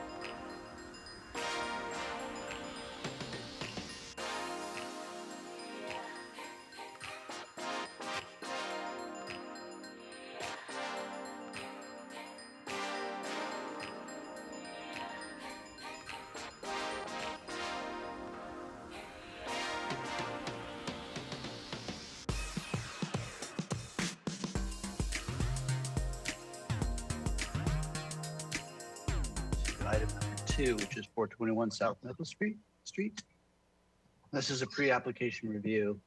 This is a one-time pre-application consultation to receive feedback on a proposal for a new permeable paver patio enclosed with a 5-foot tempered glass windscreen and associated improvements located within the 10-foot Milpas Street widening setback. Project includes a new planter surrounding the patio, door, relocation of a fence and gate, and accessibility improvements including ADA ingress-egress ramps with handrails and striping for an existing ADA space. This project will require City Council approval of a variance for the improvements in the 10-foot Maple Street widening setback and front setback modifications for improvements and alterations within the required 20 feet front setback. Hotel improvements that are outside of the Maple Street widening setback are under a separate planning number. Again, no one-time pre-app consultation, no final appealable decision will be made at this hearing. All right, and we have Ms. Plummer back with us. Give us more context, please. Thank you, Chair Moore. Before the applicant gives their presentation, as you noted, this is a one-time pre-application consultation. So it's a standalone review. In your review today, you'll be asked to provide comments in summary form, but there's no motion because there's no continuance to a further hearing. And then for additional context, this project requires a variance, a public works variance that will be approved by, that needs to be approved by City Council for all improvements that are located in the 10-foot Milpas Street widening setback. That includes the patio, some ADA improvements, and the applicant will go into all the details of what's involved with the project. But I did want to provide some feedback in terms of the review. Public Works has preliminarily noted that they are supportive of the accessible ramps and handrails that are in the street widening setback, as well as there is an existing van accessible parking space that has some striping in the widening setback, and they're supportive of those improvements for the variance request. At this time, they haven't expressed support for the patio and the glass and the removable fire pit. However, all of those improvements are the purview of City Council, and they'll make the ultimate decision. So in terms of your review today, we're looking at the aesthetic appropriateness of these changes in the Milpas Street setback, and that information will be provided to Council when they eventually review the variance request. And if you have any questions in here, to answer those.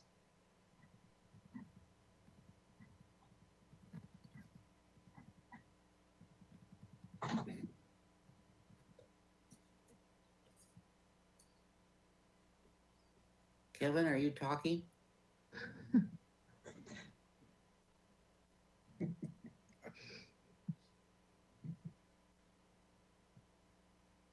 So without Kevin's audio, I think that we can introduce the applicant to describe the scope and the project here. Ms. Sherry? Thank you, everyone. So you've already seen it, this portion of the project somewhat as it was reviewed in the last item.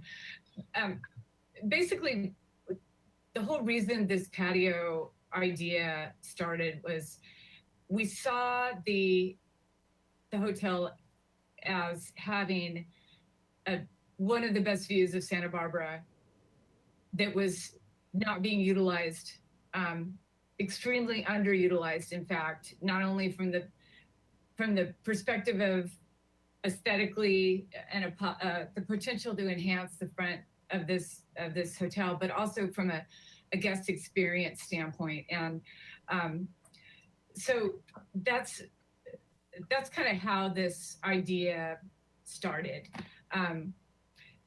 We felt that the patio provides also an increased street presence to Lower Milpas that's much needed in this neighborhood, and provides a the ability, not only it's a symbiotic relationship between the people that are in the hotel being able to see the view, and then for the people that are driving up and down the street and pedestrians to see the vitality, increased vitality of the streetscape, in particular in this area of Milpa Street, that we think it's needed.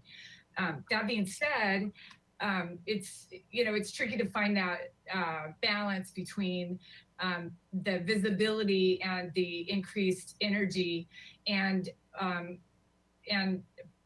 some protection for the guests to feel safe sitting on the patio as they're looking out over the ball fields and the ocean view at the sunset and having their glass of wine. And therefore, we're proposing the glass enclosure for a kind of a psychological barrier between the sidewalk traffic and the patio itself. And in addition to that, the prevailing westerlies run through there, and the glass enclosure will provide a really comfortable experience for them sitting on the patio. The glass enclosure is temporary; it's easily removed, similar to, but a little different because of the glass, but similar to what's required on State Street for parades. Removable stanchions and removable glass panels. It also blocks the sound from Milpa Street, from the traffic. It's softened by the landscaping planters on the outside, so it's not right up against the sidewalk. We felt that was really important to provide that. We've retained Chris Gilliland to provide a landscape plan and enhance landscaping, and I'm going to let him kind of take over. By the way, you'll see a fire pit also in the southwest corner of the patio, and that's also a removable fire pit. Chris, I'm going to hand it over to Chris. Okay, thank you, Dawn. Maybe we could pull up the landscape plan. I assume that was in the set. I mean, these renderings do a really nice job of showing what the proposal is, but the plan also helps. Probably the last sheet.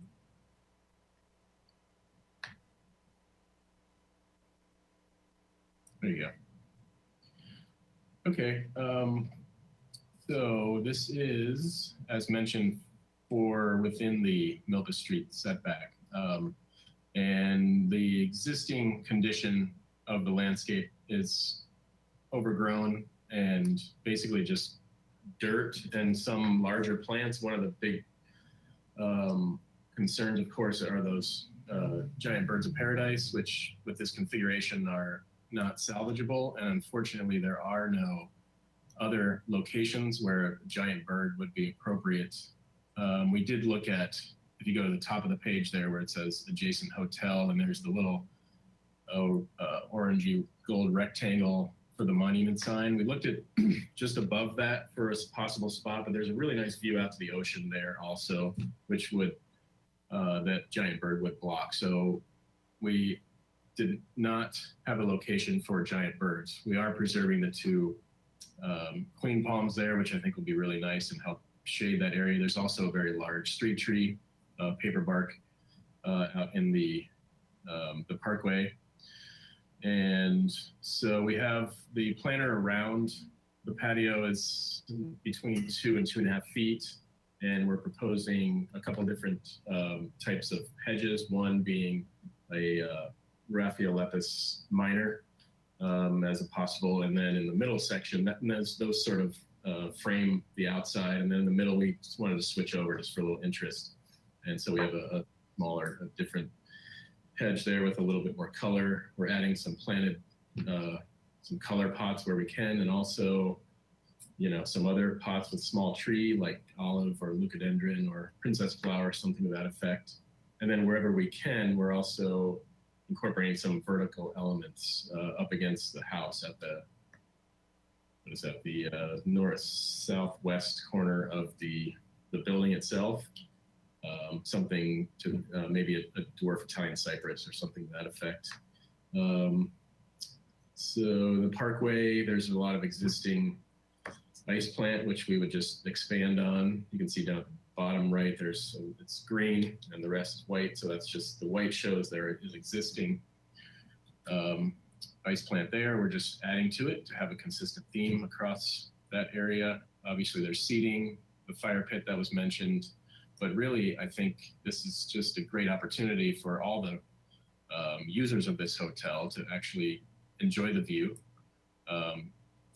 and have breakfast out there or whatever it might be. There's also towards the bottom of the page where you see a single table, a two-top, that is sort of a private garden or patio space for a new room that's there. So there's a little separation there with some potted plants from the general area, but that would be a private patio. And then obviously, as was mentioned, the ramps, the ADA accessibility ramps.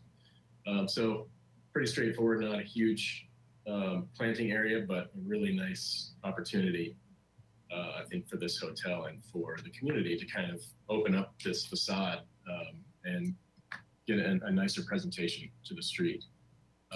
Okay, thank you. Is that you're complete with your presentation then, Ms. Sherry and Mr. Hill? Yes, I think that about does it. Trish, do you want to add anything, or Chris? I think I covered everything I needed to. Okay. Yeah. Kevin, are you on speaker now? Can you hear me? Yes. Yes. Okay. All right. Take over. Okay. So if that's everything, we will open public comment. If anybody out there from the public would like to address the board about this regarding this project, you can follow the instructions on screen when they come up. You can raise your hand to let us know. There we go. There we go.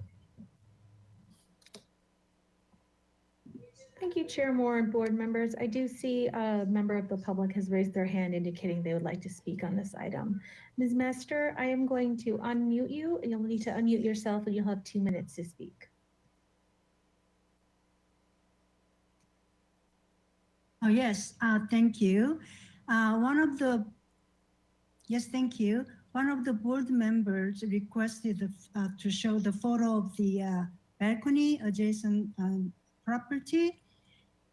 Ms. Dawn Sherry pointed the wrong picture, pointed the wrong balcony, so I have to correct her. That is not the balcony we are talking about. We have 2 balconies. So I would appreciate if you could show the correct photo of the correct balcony that we are raising a concern here, which will block the ocean view and the natural sunlights. So that was incorrect. Okay, thank you. Do we have anyone else?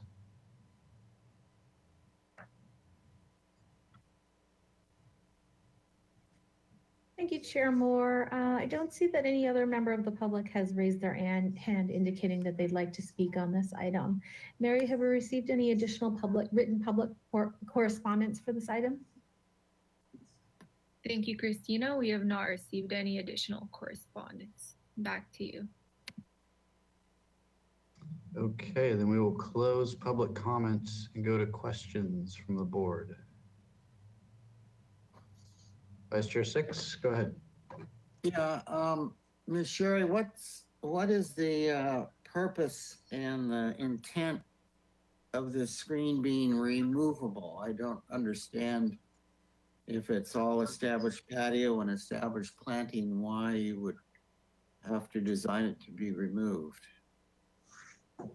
Because it's in the Milpas Street setback, Milpas Street widening setback. That was a request from staff. Oh, okay. So if and when they widen the street, then you're ready to pull out of there, literally. Yeah, exactly. In fact, this proposal that you're seeing in front of you is a reduced version of our original proposal. We originally wanted a trellis in front of the, a real trellis that would kind of pick up on the same detailing as the pool trellis. But it was suggested by Public Works that that everything needed to be able to be packed up really quickly and removed. So we took that portion out of the project. Mr. Chair, may I speak? This is Trish Allen, one of the applicant team. Yes, go ahead. And I just wanted to let the board know that I'm available for any processing questions. Ms. Pilar has covered everything quite well. We've been working very hard with staff on our setback variance portion of the project. And it's true, it's similar to a zoning modification in terms of the ABR and the kind of comments that we're looking for from you in terms of the aesthetic components of it. Certainly we have to make our case to City Council. We're hoping to be in front of them at the end of this month with our request. And it is true that the owner will be required to sign an agreement if the council approves the variance that the owner is obligated to remove these features at such time that the city chooses to sort of, widen the right of way, if you will, street widening, or maybe for the sidewalk, or maybe for a bike lane, I'm not sure which. So that is within the city council's purview, but we're just happy that there is an application process for us to pursue that. So we've worked very hard to make this a very light improvement in this area for that reason. Thank you. Okay. So, Chair Moore, I have a follow-up question. If indeed, through our comments and manipulation of this design, we find a happy home for these significant bird of paradise that are close to or in this widening setback, is that going to work for Public Works to have the plantings of such size in their in their right of way or in their setback line or whatever? I'm not sure if that's for myself or staff, but my understanding is that landscaping is not part of our request for the setback variance. All right, thank you.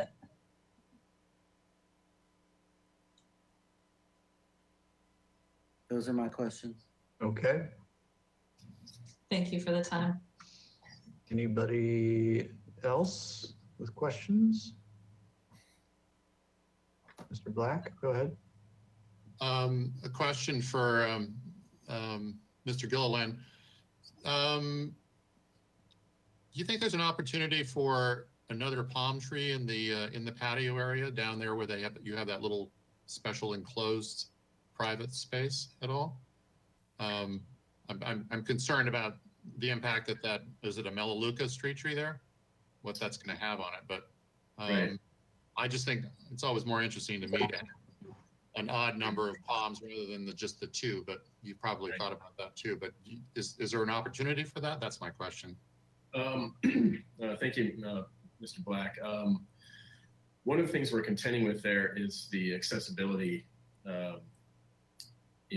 for wheelchair, and we can study that again. I agree that three's odd numbers are better as well, but I will take a closer look at that and see if I'm pretty sure we don't, because that initially I had more pots in that area and had to push that table out even further just so we have enough room for turnaround for wheelchair and that sort of thing. So we can study that, but my gut tells me that there may not be the space. Okay, thank you. Okay, Mr. Whalen? Oh, You're muted.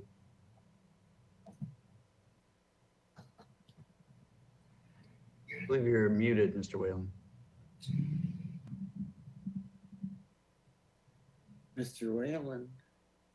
You're muted. There, I had some trouble unmuting it. I'm a little bit unclear on the impacts of the Milpa Street widening. Could staff give a brief explanation on what the limits are? There appear to be some dotted lines on the image that we're looking at, but from what I can tell is, since there's no design, there's really not a firm idea of what may or may not be proposed in this area. So if the staff could educate us a bit on what the impacts might be of this setback. Thank you, Board Member Whalen. And it does show it on the plans. There is a line that indicates the 10-foot Milpa Street widening setback. I'm not sure, Mr. Russell, can you zoom in so you can clearly, it's a blue line kind of going right through part of the ADA ramp. You should be able to see the line that indicates the 10-foot widening setback. Yeah, that's it. And where is the 10 feet measured to and from? It's measured from the property line. So how it's defined is it's at least for the Milpa Street widening setback, it's a straight line from the southeasterly line of Anapamu Street to Cabrillo Boulevard, 10 feet northeasterly from the line of Milpa Street. And it's a setback line established where no building or structure can be erected, hence the need for improvements that could easily be removed if and when the city were to decide to widen that area. They would want to be able to have those elements removed easily. So we might see, in the event of that expansion, we might see the relocation of the sidewalk into that 10-foot area. Is that correct? That's correct. All right, then. That's enough of a clarification for me. Let's see. So this space is now a private space, or quasi-private, sort of public-private, but may not be. I'm sorry, that's not a question. Forget about it. Move on. Thank you very much, Chair Moore. Okay. Anybody else? I have a question. So I understand the idea of being able to remove these elements and get them out of the way. But I mean, the reality is, if you're doing a true permeable paver patio, that's a pretty significant construction project in itself, with the underlayment, and certainly you're going to have some sort of concrete running around the perimeter of that to hold the stanchions in place for the verticals for the glass. So do you really believe that adding more significant features, for instance, a similar construction that's adjacent to the pool and parking lot, would really be any, more difficult to remove? It's certainly more material, but it's, you're still going to be undertaking a pretty dramatic change just to remove the patio, etc. So is there really a difference? Is that a question for the applicant? Yes. It's something that we've talked about a lot within our team, and Trish can chime in as well, that we wouldn't be doing this if we didn't think that it was a great improvement to this hotel and we were willing to spend the money to do it as an enhanced guest experience and a improvement to the exterior facade as well. But correct me if I'm wrong, Trish. Chair Moore, were you asking about the arbor? It sounded like. No, I mean, my question is this concept of the glass partition and the enhancements to this new patio area at the street frontage, the concept that they are easily removable, is what you're proposing. Do you really feel that what you're proposing is something that could be quickly removed without much expense versus construction more similar to what is dividing the parking lot area and the pool? So a plaster wall, for instance, with glass on top. It's really, at one point we did have a low wall that was very similar to that, and Public Works could not support it because they considered the low wall a permanent structure, similar to the reason we removed the trellis from that patio. And what was suggested to us by Public Works is to entertain a more easily removable windscreen and enclosure. And we do feel that it is relatively easy to remove, much easier to remove than a low plaster wall. Yes. And if I may just tag on to that comment, this is Trish Allen. I think what you're struggling with, Chair Moore, is that, again, these meetings that we've had with staff where they were giving us preliminary feedback. And so what we're kind of comparing these features to is really like a building encroachment into this area, which we were told, was absolutely not allowed, although we will be presenting this information to City Council. I don't want to get us too off the topic here, but it has occurred, and it occurred right next door to this hotel at the Santa Barbara Inn when it went through a remodel some years ago. So there are building features that are in the Milpa Street widening setback on the adjacent property. Okay, so having said that, we want something very light and non-building structural in our in the setback area. I understand. So you're presenting this as more of a fence. This is not a built-in feature. It's something small. Okay. And the concept of the glass is really to allow for views out, but protection from wind and noise. Yeah. Okay. Yes, and also just as I mentioned in my presentation, just a little bit of a psychological feeling of separation from the sidewalk experience and people that just enough to where you just feel like if somebody's walking by, it doesn't encourage people talking to one another across that landscaping strip. We didn't feel that was necessary or really wanted in this area of Milpa Street. Okay, anybody else? Question?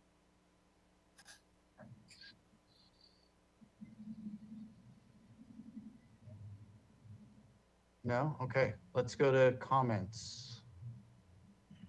Who would like to start?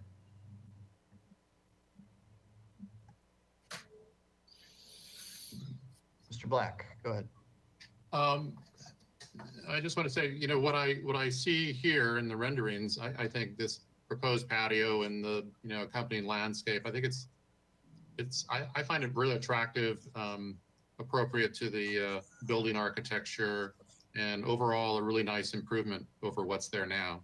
And so I'd certainly be in favor of it. That's all. Okay, anybody else? Comments? I do have a brief comment. As I see it, we are not making a recommendation as to whether this should be allowed in the setback. And that our only viewpoint here is whether these are aesthetically pleasing additions to this side of the building between Milpa Street and the building. I think it's totally appropriate for that. I find no reason why we shouldn't approve that under those conditions. Okay. Thank you. Vice Chair Six? Yeah, Chair Moore, I concur. I think this would be a nice addition. However, I have a little, I think that if the even continuation straight across the whole front elevation is a little off-putting, and you know, like if the corners were radically clipped at 45s, and I know from direct experience at the Breakwater, there is a restaurant. There was an intention to not have glass screening in some areas because without the wind, it can get too hot in that captured air. So I would recommend that, you know, and also, you know, one room is private, one area is kitchen, and the main congregational area is only a portion of this. So I think variation in the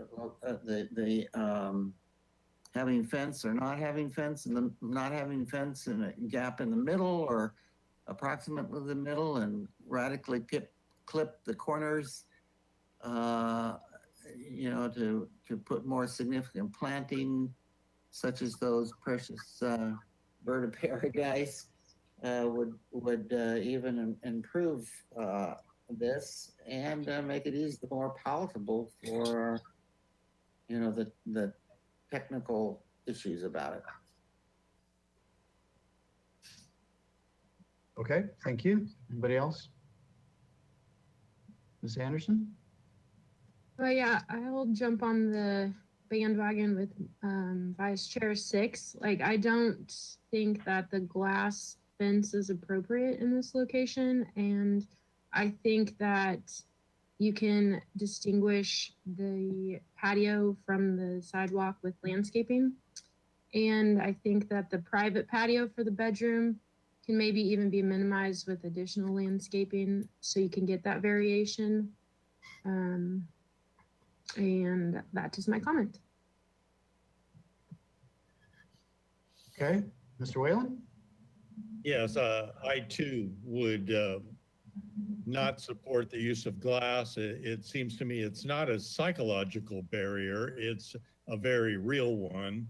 And I don't think it's in character or supports the architecture that's existing. And one final regret for the loss of the mature bird of paradises. I don't see them really coming back, but I do see some variation in the planter or planting line adjacent to the walkway that would support the architecture and the uses, as other members have pointed out.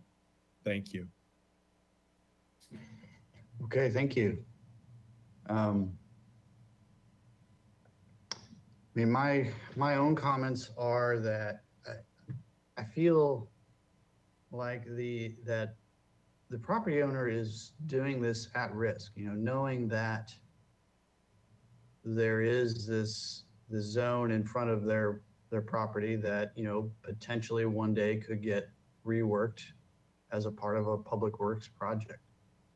And it seems ridiculous to me that they should be limited to what they can put out there based on this idea that they're going to have to quickly be able to remove it.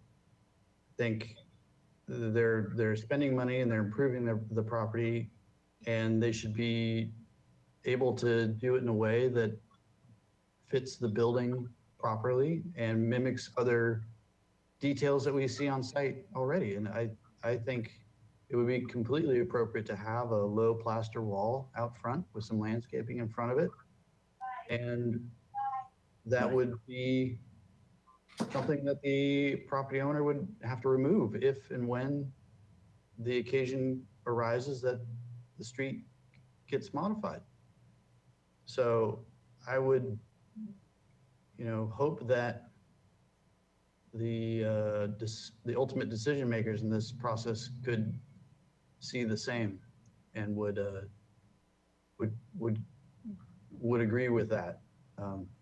Because I feel like the just long, unbroken stretch of glass doesn't quite fit the architecture, and it doesn't feel in keeping, especially with the neighboring hotel closest to the beach with sandstone and more traditional elements there. It's just not in keeping. Those are my comments. Any other comments? Board members? Yes, Chairman Moore, are you Yes. saying that if the city says they would not allow a low wall here, but they would allow the glass wall, would then you would you say that they should not put in a glass wall? Without the stone? No, I would say that the glass wall should be enhanced somehow to take the to remove the I don't know how to say it, but to make the glass a secondary element in that. So I don't know if it's a combination of wrought iron with glass behind it, or something like that, but that would be a thought. I think that's a helpful comment to the future development of this, because I'm imagining they might hit a dead end here with the city as far as a small wall is concerned. Sounds like they already have. Yeah. Mhm. Can I make one quick comment? I know it's not my time, but I did want to reinforce that yes, they've already said no to, that was our original idea. And also that I wanted to point out that the glass wall is got a wrought iron, it's got a nice detail at the top, and it's softened by the landscape. And Okay, thank you. don't put this in there, the people will sleep in there if we don't have it. Okay, Just thank you. Thank you. We understand. We understand it's a necessary piece of this design. So the Transportation Department or Public Works said they are not supportive of it, but it sounds like, and Ms. Plummer, you can correct us if we're wrong, the city council is actually the decision maker in this process. That's correct, Chair Moore. So if our comments were to indicate that we'd be supportive of a different configuration, they might take that into consideration. That's correct. Okay. Thank you. So we need a motion, and this, sorry, Ms. Palmer, to ask you to come back on. So this, ideally, this motion would send this to the staff hearing officer as well, or to city council. Thank you, Chair Moore. Actually, for this, because it's a one-time pre-application consultation, there's no motion. You just need to provide a summary of your comments one person can do that, provide that summary. And it's not continued anywhere. The comments, when this does go to City Council for the variance request, they will be included as part of that, but you don't need to make a motion to send it there in this Okay. case. Thank you. Do we really need to reiterate our comments, or can what was stated be simply provided in a list form? I would suggest providing, reiterating them in a list form. I'm not sure if the commissions or if the secretary has that information. I would just ask Mary if she feels she has a confident understanding of the comments. Yeah, if you could please summarize them one more time, that would be great. Okay. Chair Moore, Yes. Go ahead. before we, before you dive into that reiteration, I heard some people say that glass in any form was not appropriate here, and it may be a straw vote in that regard would help us be accurate when we describe support of glass or not. Is that what I heard? Well, I think what they're expecting is that, and what I think would be appropriate is that for each board member to simply list their comments. Okay. And they can indicate support for glass or not, and then City Council or whomever can take that as they will. Great. I'll start. Great. So I think that a patio with screening of glass in some portions would be an enhancement to this area. I think that the present proposal is too linear and needs to have more ins and outs, perhaps clipped at the corners, stopping and starting the glass at areas, perhaps in between, having more variation in the patio and uses behind, and to acknowledge that some of the portions are private rooms and others are kitchens and others are major congregation areas. I think that it's essential that there be planning in front of it, and that I agree with Chair Moore that there should be augmentation and finesse to the iron supports and with and or railings, some to emphasize the wrought iron nature of a fence rather than simple glass panels. That's my comments. Okay, thank you. Ms. Anderson, would you like to go next? Sure. I don't support the use of glass, but I think a restudy of the enclosure with additional landscaping or materiality that works better with the architectural style would be appropriate. Okay, thank you. Mr. Olson? I would accept it as proposed if that is the only alternative allowed by Public Works in the city. But if the applicant was willing to soften the use of glass somehow along some of the lines that Mr. Six has already said, that would probably make this a better project. My fear is that they really won't have that choice. And I think this is an improvement over what exists. And so I therefore support it. Okay, thank you. Mr. Black? Yeah, I guess generally I would, agree with Mr. Olson's comments. I think the way it's laid out, I mean, if you were to sort of try to create some articulation in the linearness of it, I think then you sort of encroach into the amount of square footage that you actually have on the patio, and it's not really that big to begin with. But I think it would, with the proper treatment of the wrought iron posts in a more traditional way, twisted steel posts, maybe little finials, something that would tie together with the building architecture. I think the way it's shown now would and with the landscape, I think would be acceptable to me. Okay, Mr. Whalen?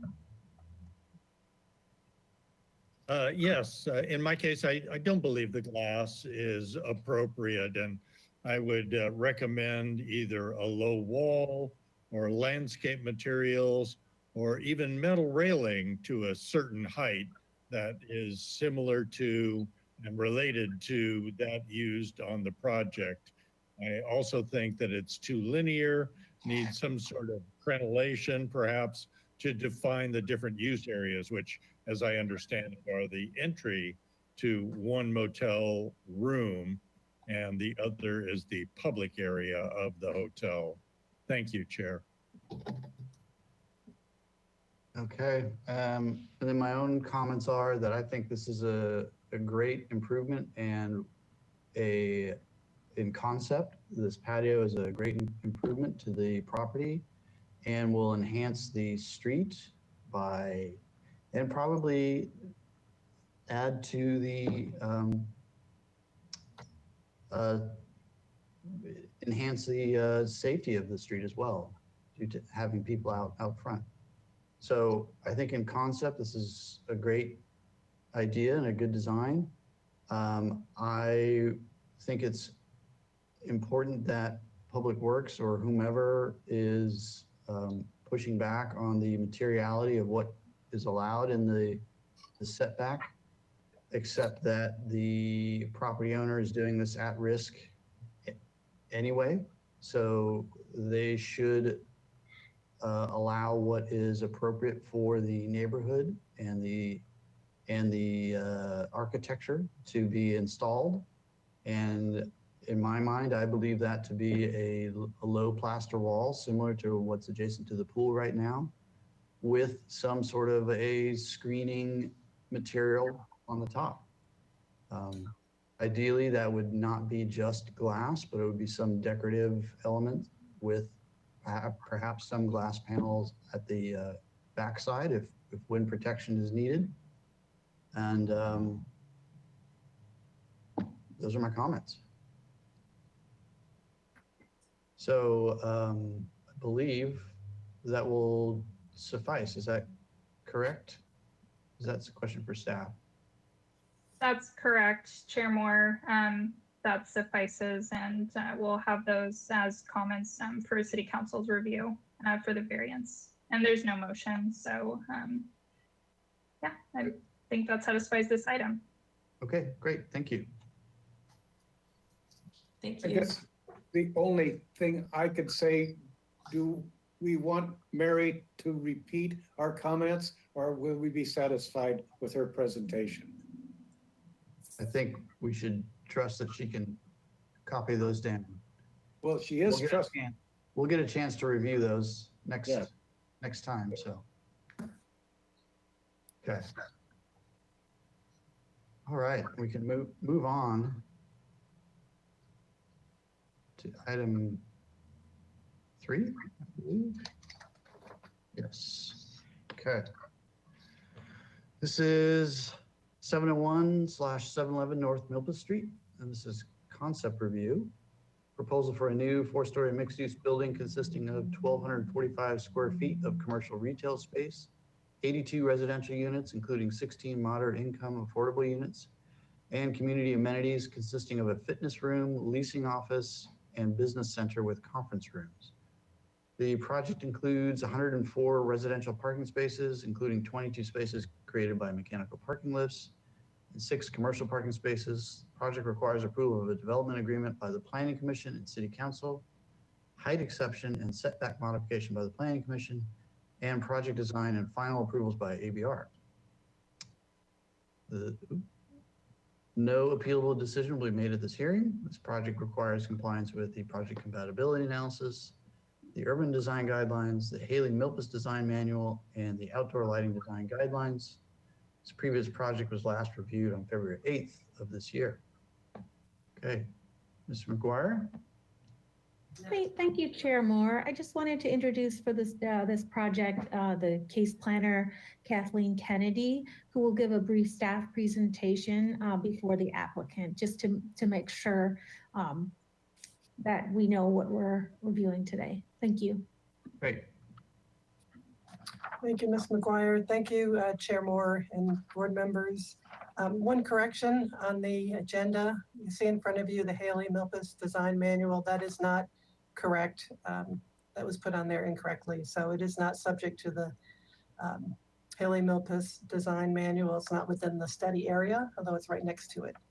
So just want to bring that to your attention. And then also, Mr. Russell, if you could put the next slide, we have the processing steps for this project. I just wanted to go through them real quickly to remind you this project's a little different than others, as you know.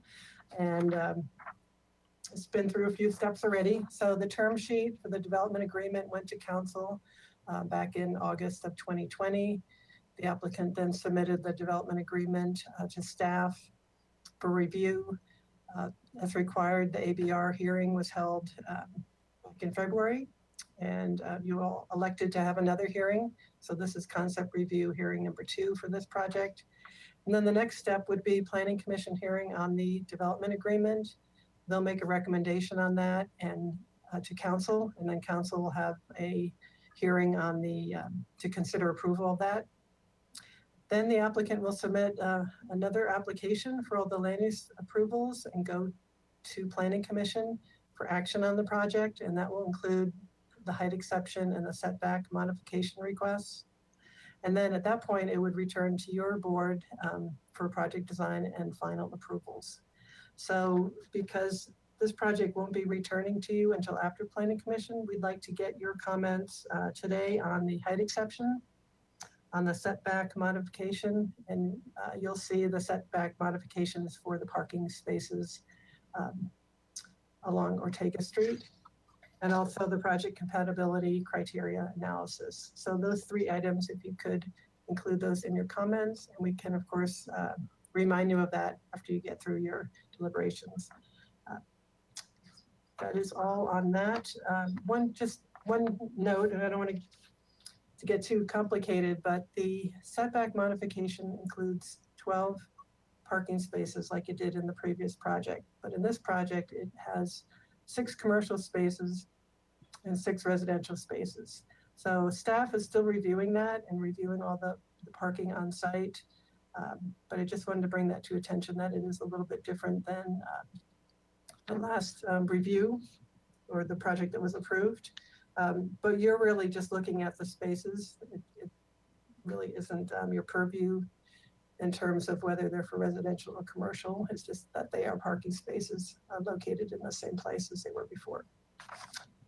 And I will be available if any questions come up regarding processing of the project. Thank you. Okay, if you could stay on for a moment, because I'm sure we have questions. Sure. Chair Moore? Yes. Yes.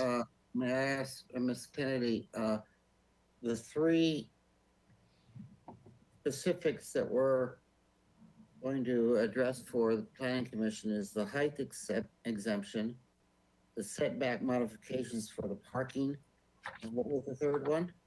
The project compatibility criteria. And so that's, we're just making, seeing if we have that finding, correct? Correct, yes.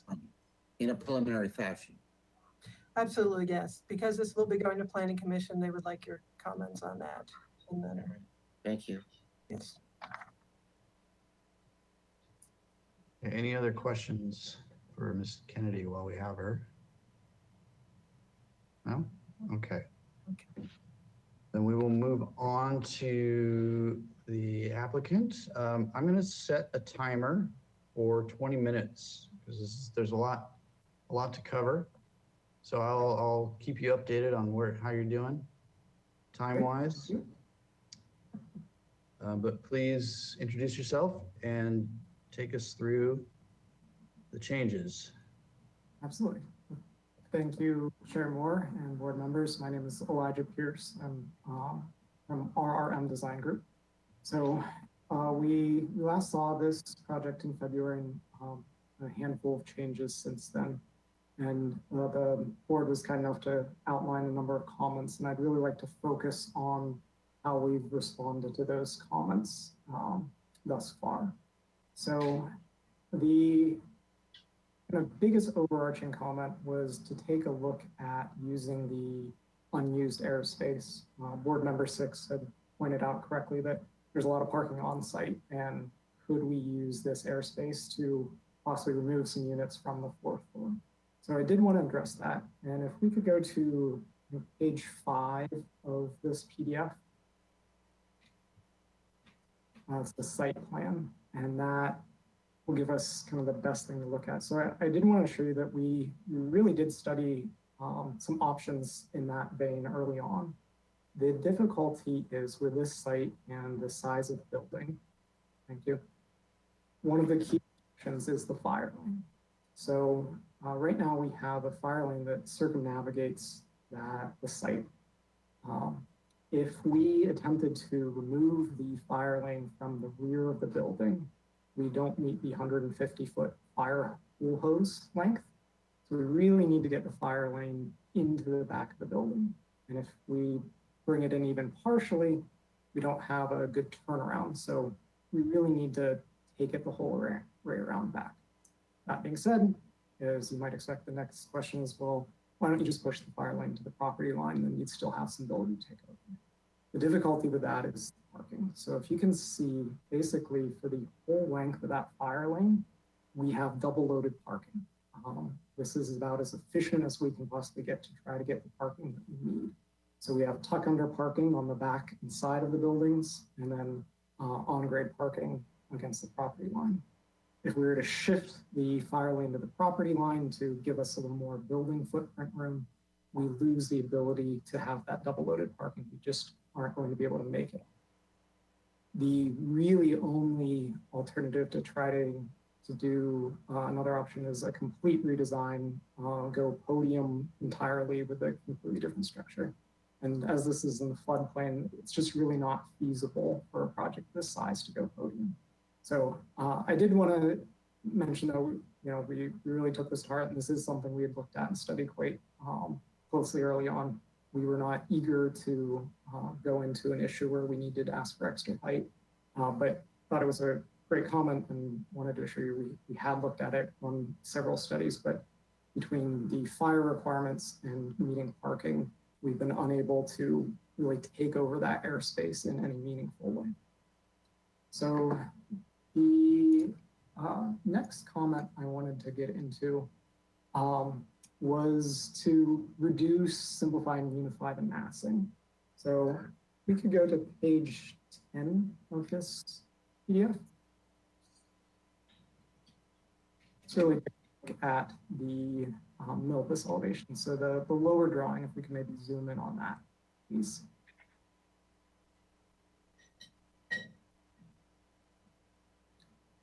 So there are a number of comments kind of in that vein. We wanted to make it less frenetic, pull some of the massing down, and I think a little less episodic, create a little more unified look. So one thing we did, I believe it was a comment from Chair Moore, was trying to bring in a little more tile into this facade. So we brought down the covered roofs of the 3rd story balconies on the left-hand side of this rendering, giving us those tile shed roofs. We also simplified the openings at the balcony masses we previously had. About 3 different style openings. We had shorter openings, triple arch openings. Now we've lessened it to a consistent theme. We think that really helps with the rhythm, simplifies it a little bit, makes it a bit more calm. We also worked on the stair tower mass. So to the right of the main opening, that higher element is a stair tower. Previously, we had it proud of the building mass. And there were comments that didn't love the proportions, also felt it was a bit tall and massive right on the street front. So we've actually pushed it back to be in plane with the main building and simplified its massing a bit. So it used to have a battered edge and some other detailing. So by pushing it back, we've also been able to bring the roof down a little. We believe it feels better proportionally and fits into the rest of the building. Lastly, the window openings. We again had a variety of stylings on those. We tried to simplify those so there's a kind of consistent rhythm throughout the building. Also, there was a comment regarding the verticality of the windows. We've removed some of the muttons and other grill work that was breaking down and giving more of a horizontal proportion. We'll now see we're expressing more traditional vertical proportion in windows. Also, on this facade and others, Jim, there were comments regarding the turrets and chimney pots and some of the more decorative elements. We backed those way down. We're keeping a few at a few critical points that we think really helps the architecture. But I'll say we've calmed down that roof line quite a bit. So we've either removed entirely or reduced about half a dozen of those.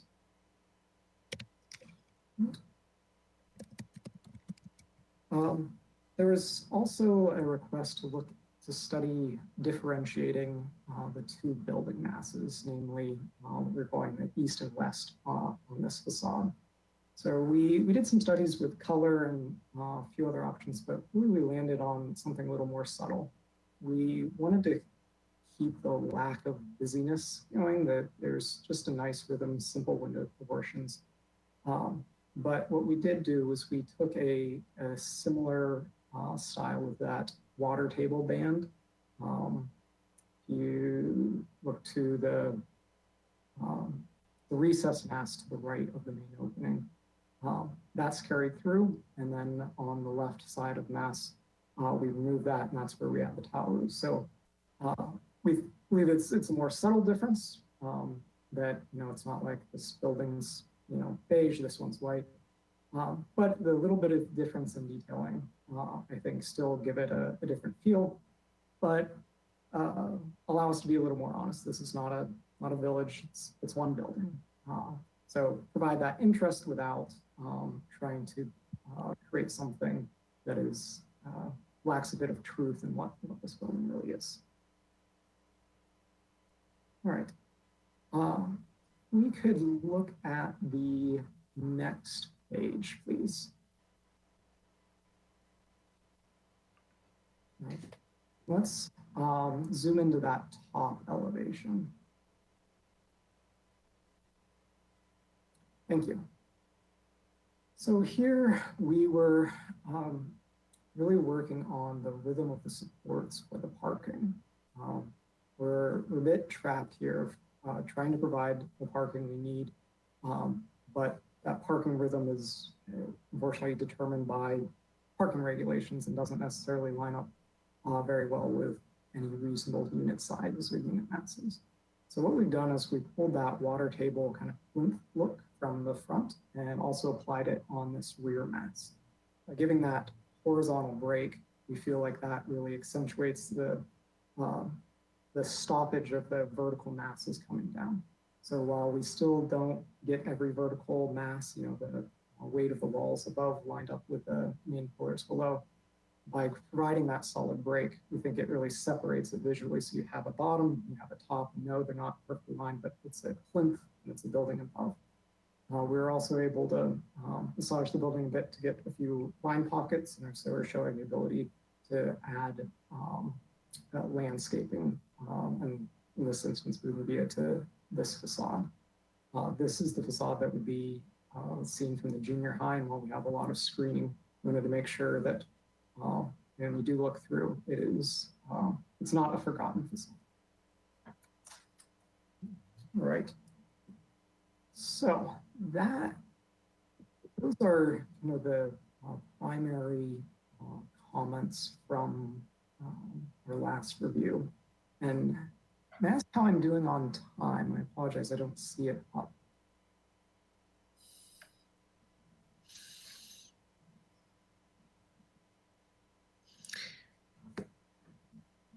Chair Moore, I wasn't able to hear you. I don't know if you're muted.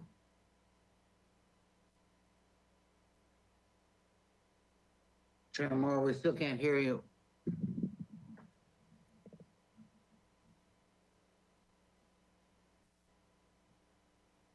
No.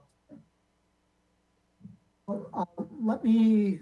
I have a quick comment. This is Jerry Gorin from Vanguard Planning. Just a quick comment on this, the rear elevation again, or I should say the elevation that faces the junior high. If you could go back to that one. The next page. Yes.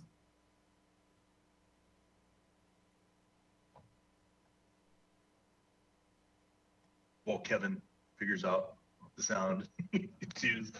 Can we go? Okay, great. So this is something similar to what we did. One of the biggest comments we heard at the last hearing was simplify. There's just too much stuff going on, too many different forms, too many different styles. And I think this elevation is where it really stands out what we did. This one had, I think, 4 different roof forms originally. It had triple arch balcony openings. And again, here we simplified it down to 2 roof forms. And we're carrying over those same, shed roof elements like we have on the Milpas side. All of the balcony openings, or it's a similar way that we're treating it over on the other side. And we like how that has shaped up this elevation a lot.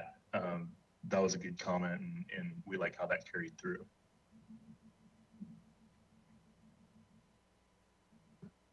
So I thought it might be worthwhile to walk through the rest of the elevations to kind of see it in context and how we're turning the corners.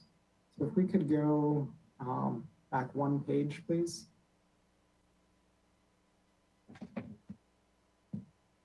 So yeah, if you could zoom into this image right there, the Ortega Street elevation. Great. So this was generally, I'll say, the most popular elevation, and something we try to carry through around the other elevations. So more simple, a little straightforward, kind of clean, repetitive elements that kind of wrap around the building. You can see right here, there's a dashed line on the right-hand side, and that's the Milpas Street property line. And you can see the relief that we allow for the 4th floor from this side.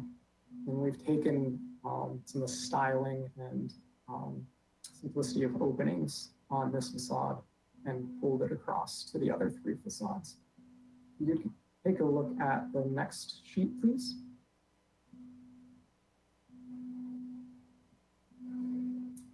And zoom out, and there you go. You can zoom into the lower elevation. So here we've removed a couple chimney pots, and again, pulled that styling for the openings around here. So providing a fair amount of stucco space, a little bit of rest on these facades, trying to calm them down a little, but still with enough visual interest that we think we're very pleased with how it's been progressing. All right. So the changes in plan have been relatively minor, but if we could go back, we have 3 sheets to show the back, I believe 2 more. Sorry, A1. There we go. If you could zoom up on the top of the sheet, it's Milpas. That'd be perfect. Thank you very much. So you can see that stair tower. That is what was previously proud of the building, pushed out, like kind of a tower element. We've now engaged it with the adjacent balcony mass, and that carries up all 4 stories. So we feel like it allows it to lose some of its skinny nature. It's now kind of part of a larger mass. Gives us a little bit of a better proportion. The other plan changes really have been very minor. It's mostly been on how we're treating openings. So not a lot to show in terms of changes in the floor plan. If we could go up to the 4th floor, just wanted to show the common open space. So A4, so it's 3 sheets further in. Okay, and just a reminder of how the building is set up. So we've got a courtyard in the center, but then all along the Milpa Street front, we pulled the 4-story mass back, which has allowed for some great communal deck spaces and allows us to keep the main mass along Milpa Street to 3 stories. All right, so I believe we're ready for questions if the board sees fit. Okay. Right. Well, first we need to open public comment before we get to board questions from the board. So if anybody from the public would like to address the board regarding this project, you can follow the instructions on the screen and raise your hand. That'll let us know that you are ready to make a comment. Thank you, Chair Moore. I do see several members of the public have logged into the webinar. If you would like to make an oral public comment, please click on the raise lower your hand icon on the control panel. I do see that Natalia Gavani has raised their hand. Natalia, I'm going to unmute you and you'll have 2 minutes to speak on this item. Good afternoon, Chair and board members. I first want to say that this project before you today is an improvement from the previous one. However, I find that the window fenestrations on all sides of this project still need to be reworked. As well, I believe that the style of windows for this project are not compatible. I think it's too modern for a Spanish style, and believe that that needs to be addressed. Lastly, I was also reading about the fencing that they have considered a composite type of fencing. I find that unacceptable. I think it should be plaster or sandstone or something of that sort. So that's it, and thank you very much for your time. Okay, thank you. Is there anybody else? Thank you, Chair Moore. I see that Victoria Valente has raised her hand and would like to speak on this item. Ms. Valente, I have unmuted you and you'll need to unmute yourself and you'll have 2 minutes to speak on this item.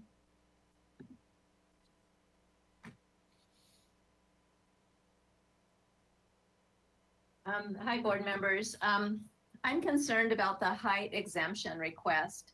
This project originated out of the average unit density program, whose intent was to provide needed housing to the residents of Santa Barbara.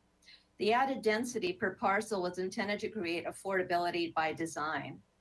The maximum height limit is tall enough for this project and allows for standard ceiling heights in all the units. This is completely satisfactory. The applicant wants to use the added height granted from a zoning ordinance exemption to create higher than necessary ceilings, more luxurious units, and be able to charge higher rents, something we definitely don't need in Santa Barbara. We have plenty of new market rate development that attracts more and more people from other areas, increasing the population of the city while driving away current residents. What we don't have is modest housing for the workforce that is struggling to remain here in their hometown. Why would we even consider granting special privileges that work against the intent of the AUD program to provide housing to Santa Barbara residents that is affordable by design? Thank you. Okay, thank you. Do we have anyone else? Thank you, Chair Moore. At this time, I don't see that any other member of the public has raised their hand to speak on this item. Mary, have you received any written public correspondence on this item? Thank you, Christina, and board members. We have not received written correspondence. Back to you. Okay, thank you. All right, so if that is everybody, we will close public comment and go to questions from board members. Who would like to start? Mr. Whalen. Yes, thanks, Chair Moore. A small question at the west elevation, if Mr. Russell could fly us over there, could the proponent talk about the openings at the garage that appear previously? I thought they were open. They now appear to have gates or doors or something. Could you speak to what that is indicated? Correct. Those are garage doors. So we are proposing a wood style paneled look for the roll down garage doors.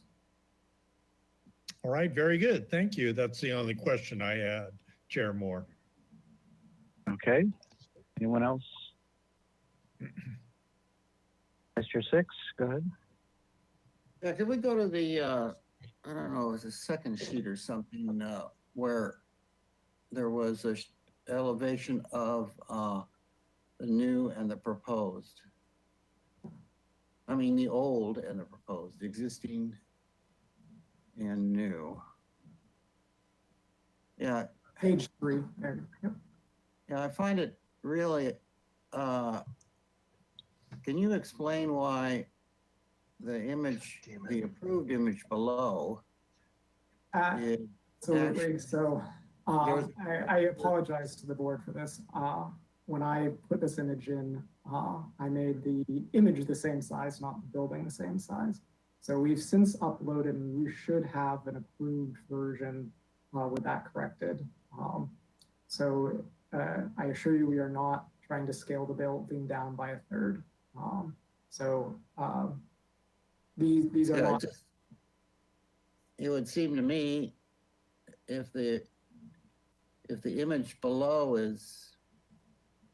needs to be decreased to get the accurate width, it would also seem a lower because it was overall smaller. So it's irritating that it's This is the correct sheet. There, that they we have it sent correct in. right there. Yes, sorry. all right. So how come it just really looks higher for some reason? So the proposing I is guess higher. I want to be clear with that. The proposed building is higher than what was previously approved. That's why we're asking for that exception. It is higher. So if we take from ground level to the parapet height of the third floor at the front there and compare it to the original, what difference are we looking at? Let me pull that up. I can get that for you.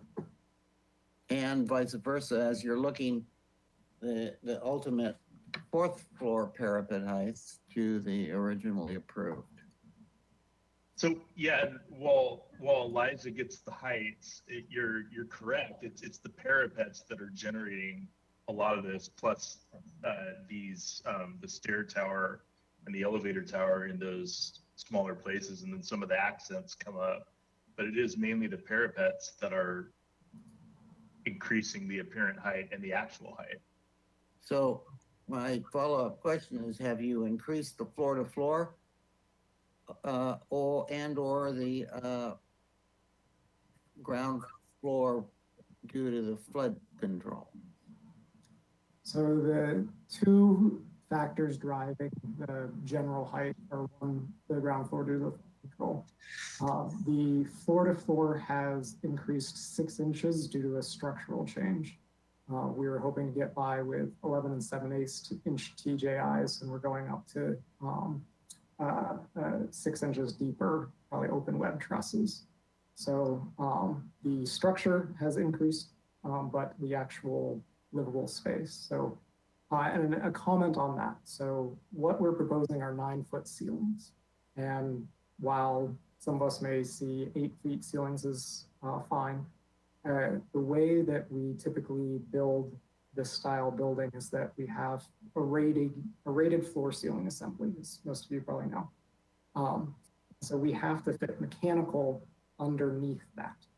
And so typically the kind of hallway areas drop below that. So if we start at 8 feet, you're looking at 7'4" hallways and bathrooms, and it starts to get very difficult to live.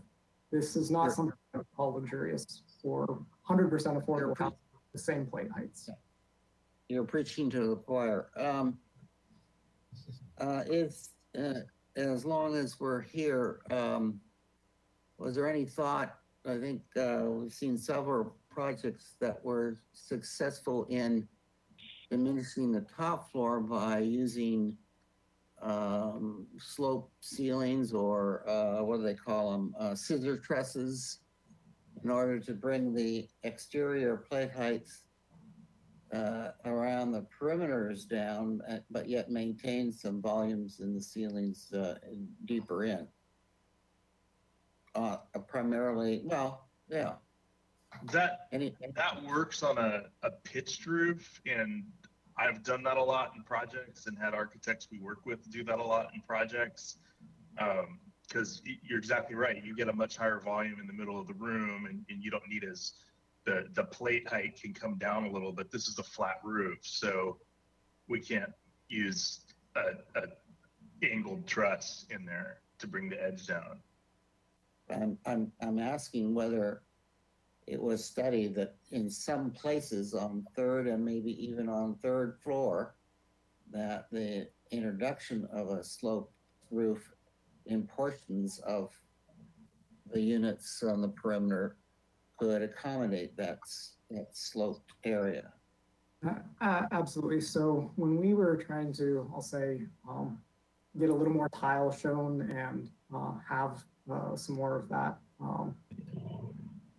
area on the third floor, did study that. What's really limiting us though is the common open space. So we have a huge amount of common open space, which is a great amenity, but it is also required. So we're kind of right at that limit of meeting our common open space requirements between our courtyard and our common decks. So just about anything we do that it dips into the plane of the building cuts out that common open space. That's really what was driving us to keep that flat area.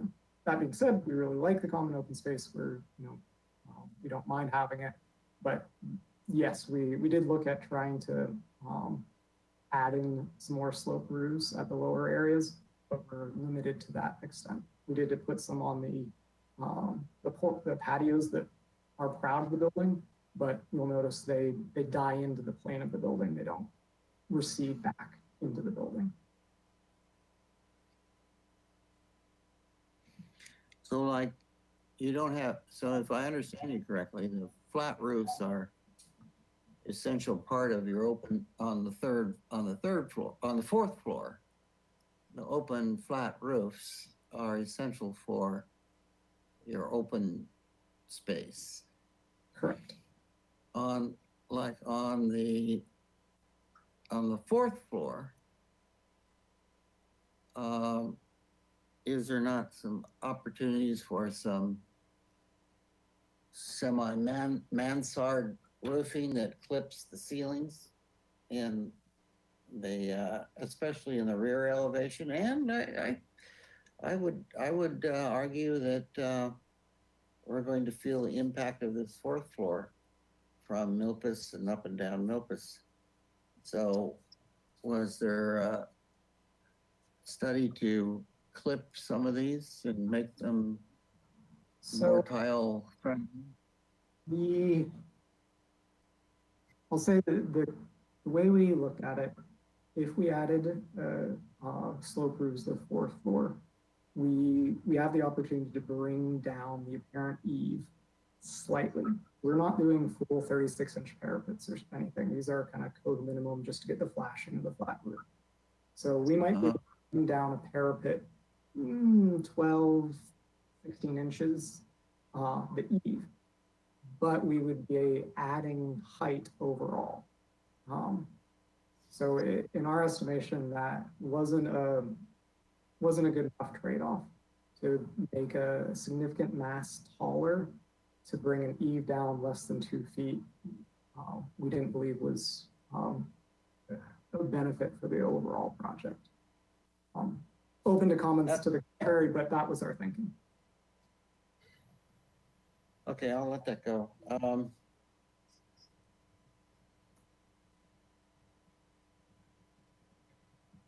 If we could go, yeah, we're here at the front elevation. I'll leave it for comments. Those are my questions. Okay. I would like to ask a question of Mr. Six, because I didn't understand one of his questions, if that's all right with you, Chairman Moore. Sure. So, Mr. Six, you were noticing that the building appears to be taller. And did I miss the point where you acknowledged that it is taller on the left side of the building? There's a fourth story there that isn't on the approved elevation, that is on the proposed elevation. So there's that whole left side of the fourth story is taller by a whole floor, or I'm sorry, by an extension of the fourth story. No, Mr. Olson, if I may, what I understand is, number one, the floor-to-floor heights increased by 6 inches. So if we're looking at the 3-story front elevation, we're looking at an increase of 18 inches. And then on top of that, we have an occupied balcony where we didn't have it before. So I don't know what their existing, it looks like it's almost 0 at the approved, and they have to increase that to 42 inches. So applicant, correct me if I'm wrong, we're looking at, about 18 plus 42 is 40, what's that, 60? So that's correct. New design, we were able to add additional units and get affordable units into the project. So where that shows up visually is that the additional mass on the fourth floor. That's absolutely correct. No, I'm talking about, first of all, I haven't even gotten there. I'm talking about the difference between this front elevation, this 3-story front elevation.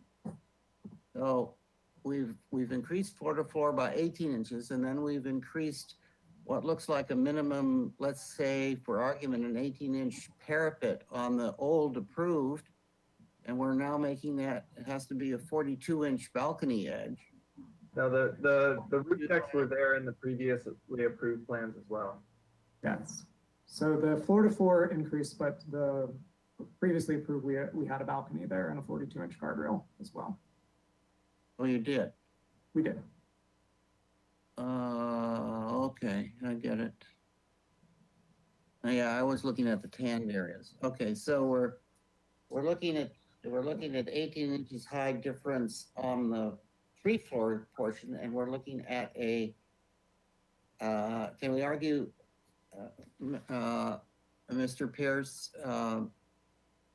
what was the increase, just for Mr. Olson's sake, is there an increase between parapet between the old, on the 4th floor, between the old project and the new parapet wise?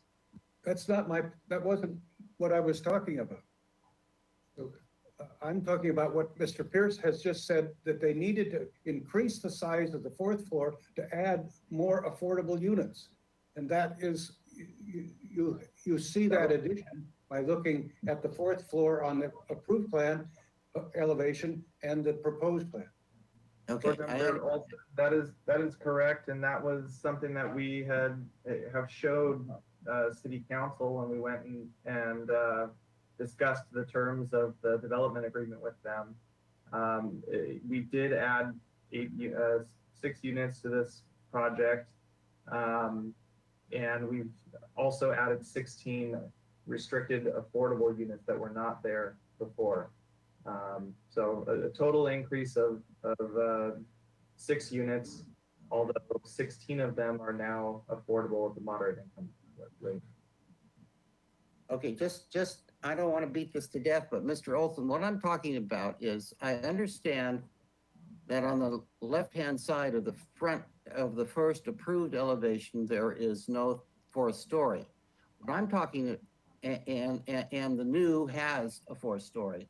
What I'm talking about is when we look at the approved, that of the 4 stories and 3 stories, the new is actually 18 and 24 inches higher than the approved. Just for your information. I got it. Okay.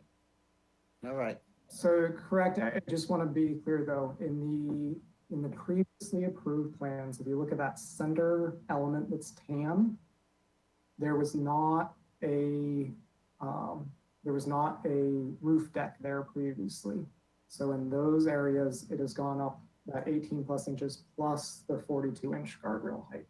So the areas where there's a guardrail height, there hasn't been much increase, little under 2 feet. And these other places, it has gone up because we now have a roof deck there. Great. Yes, thank you. Right, excellent. Who else has questions? I have one. Okay. I noticed on the approved elevation that we're looking at, you included some graphics on that blank space on the 1st floor, and I think it's where the electrical equipment room is on the front of that. And I noticed that we didn't do that on the proposed plan. Do you have some anticipation what you might do there with that blank space? We'd really like to keep it blank, to be honest, that in some ways we feel like a Spanish building is most successful when it leaves a bit of room to rest your eye. But if you look at, I'd say some of my favorite buildings in town have nice expanses of stucco. It's part of the tradition. We felt it wasn't adding to the project. Also, I mean, I think that Elijah's right about that. Also, if we were looking for something there, I would approach it through landscaping in front of the building rather than trying to put some sort of a detail on that wall. I like the negative space on it. That's just my opinion. Thank you. Okay. Chair Moore, if you would accommodate once more, I'm sorry. Yes. Can the applicant go to a drawing that shows the real skinny on what the height exemption that we're going to comment on is? So let's see. While you're pulling that up, Elijah, I can probably speak Yeah. a bit, but essentially the way that the AUD code works is that projects which are in the priority housing overlay, if they're priority housing projects, and one of those being all rental, it's eligible for a height exemption with that planning commission up to 60 feet. There's specific findings that the planning commission would have to make, but that is the reason we'll be going to the planning commission. Okay, so can you explain where you're going to go and how many inches or how many feet is the exemption from what you could do without an exemption? Can you explain that in graphic terms? So Tony, correct me if I'm wrong, 48 feet is where we were previously. 48 feet is where we were previously, and that's what's allowed under the zoning code. I believe less the architectural projections, I believe we're at 50 feet to top of parapet. Right. So just for a sense of scale, let's take a look at page A5, actually the drawing above this on A5. Nice.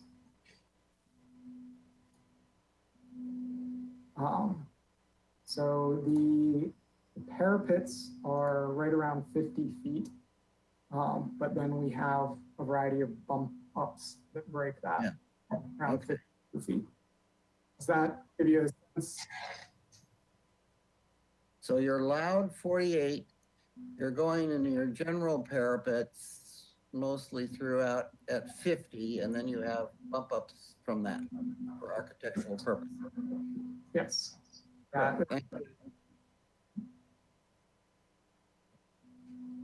Okay.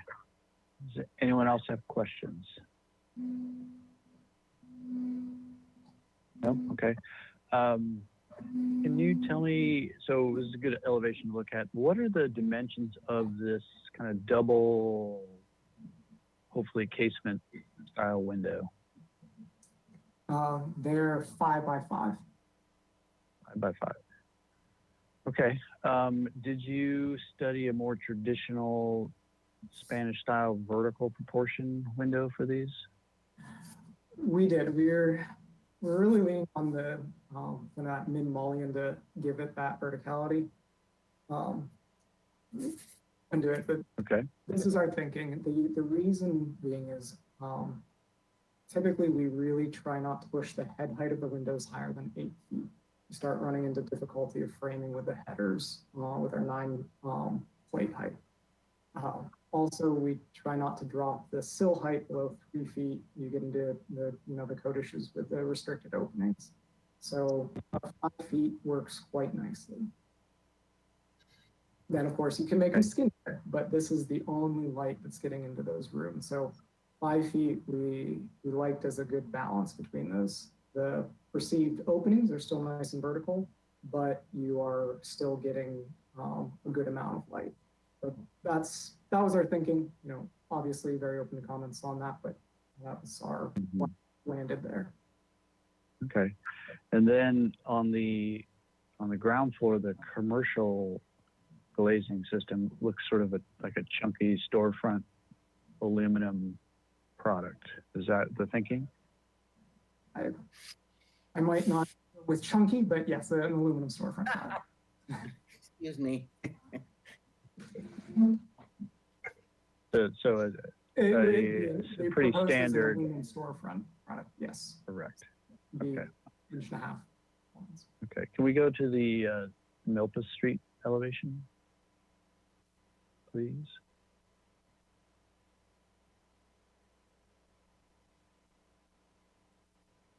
Okay.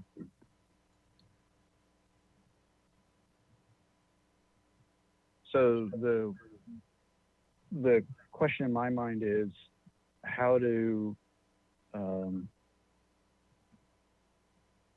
finesse the windows to the degree to make them appear to be more Santa Barbara in style. So did you, and I understand you studied, well, you prefer this more square proportion based on allowing more light into the room and avoiding other issues that might come up with the installation. Did you also study adding mullions to these or additional grid patterns to these? So previously we had a 2 horizontal muttons, basically a 3-on-3 look. In our estimation, that did 2 things that we didn't love. One, it added a bit of busyness to the facade. We were actually quite pleased with the look when we removed those. But 2, it lessened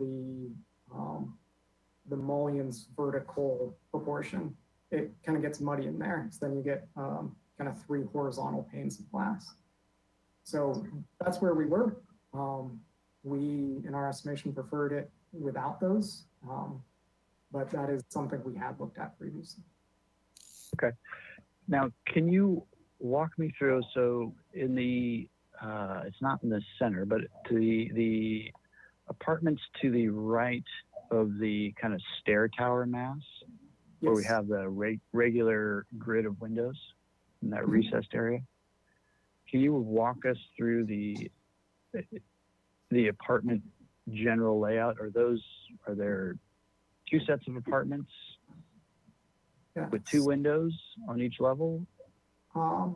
It might just be easy to take a look at plan if we could go to page 7 of this PDF. Let's see, so they are near 2-bedroom units. So the windows you're seeing are all bedroom. Got it. Does that answer? I see. And then they have a balcony off of the living area. Space. Correct. Okay. That answers my questions. Anybody else? Follow-up questions before we go to comments? Nope. Okay, let's move to comments. Thank you very much. And, okay, thank you.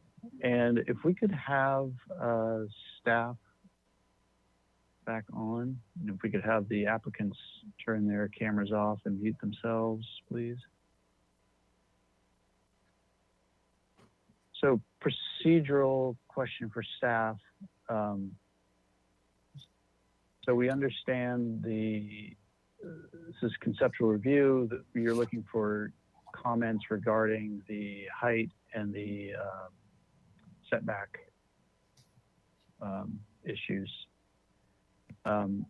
This, and I apologize, I know you went over this, but this project will then continue on through its process through Planning Commission and other various steps before it returns to us. Is the, okay, and as they go through those other various steps, Planning Commission, et cetera, at what point does the, my concern, I guess, not really a question, it's a concern. So if we give comments regarding the mass, bulk, and scale of this project, and they continue through their process, and are they going to make changes to the design, or are they just going to continue on forward with those comments and then visit Planning Commission, City Council, etc.? Well, are you suggesting that you might be making suggestions to them to make changes, and then whether they'll be making those changes or not? Is that basically your question, or just will there be any changes through the whole process? I would expect that there may be some changes through the process. They're going to Planning Commission, as you know, for development agreement and council. There may be some comments there that they incorporate into their project. Then they go to the Planning Commission for action on the project itself. I would say that there would be some minor, but probably not any major changes going through this, though. So this is your opportunity, though, to make comments, because it will not be coming back to you necessarily until after Planning Commission, if they approve it, they approve the project. Okay. And does that approval sort of codify the height and et cetera? Yes. It's like any other project where you're doing your concept review now, and then when it comes back to you, it's after Planning Commission approval, and you've got a chance for project design approval, minor changes. Okay, but a Planning Commission, I don't know if it's an approval or a comments, would codify the heights. Yes, so the height would be approved by the planning commission at that point, so that would be the height. Okay. Okay, thank you. Who would like to start with comments?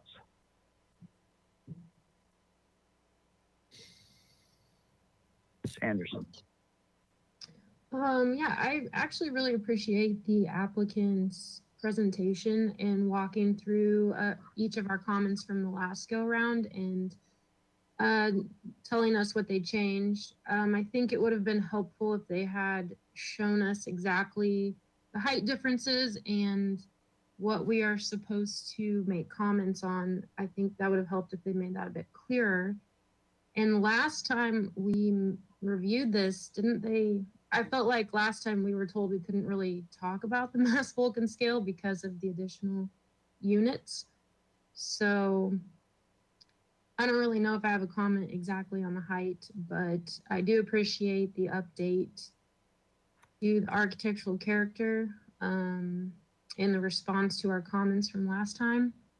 And I think that a landscape plan would be appropriate for the next go around, and some window details would be appreciated.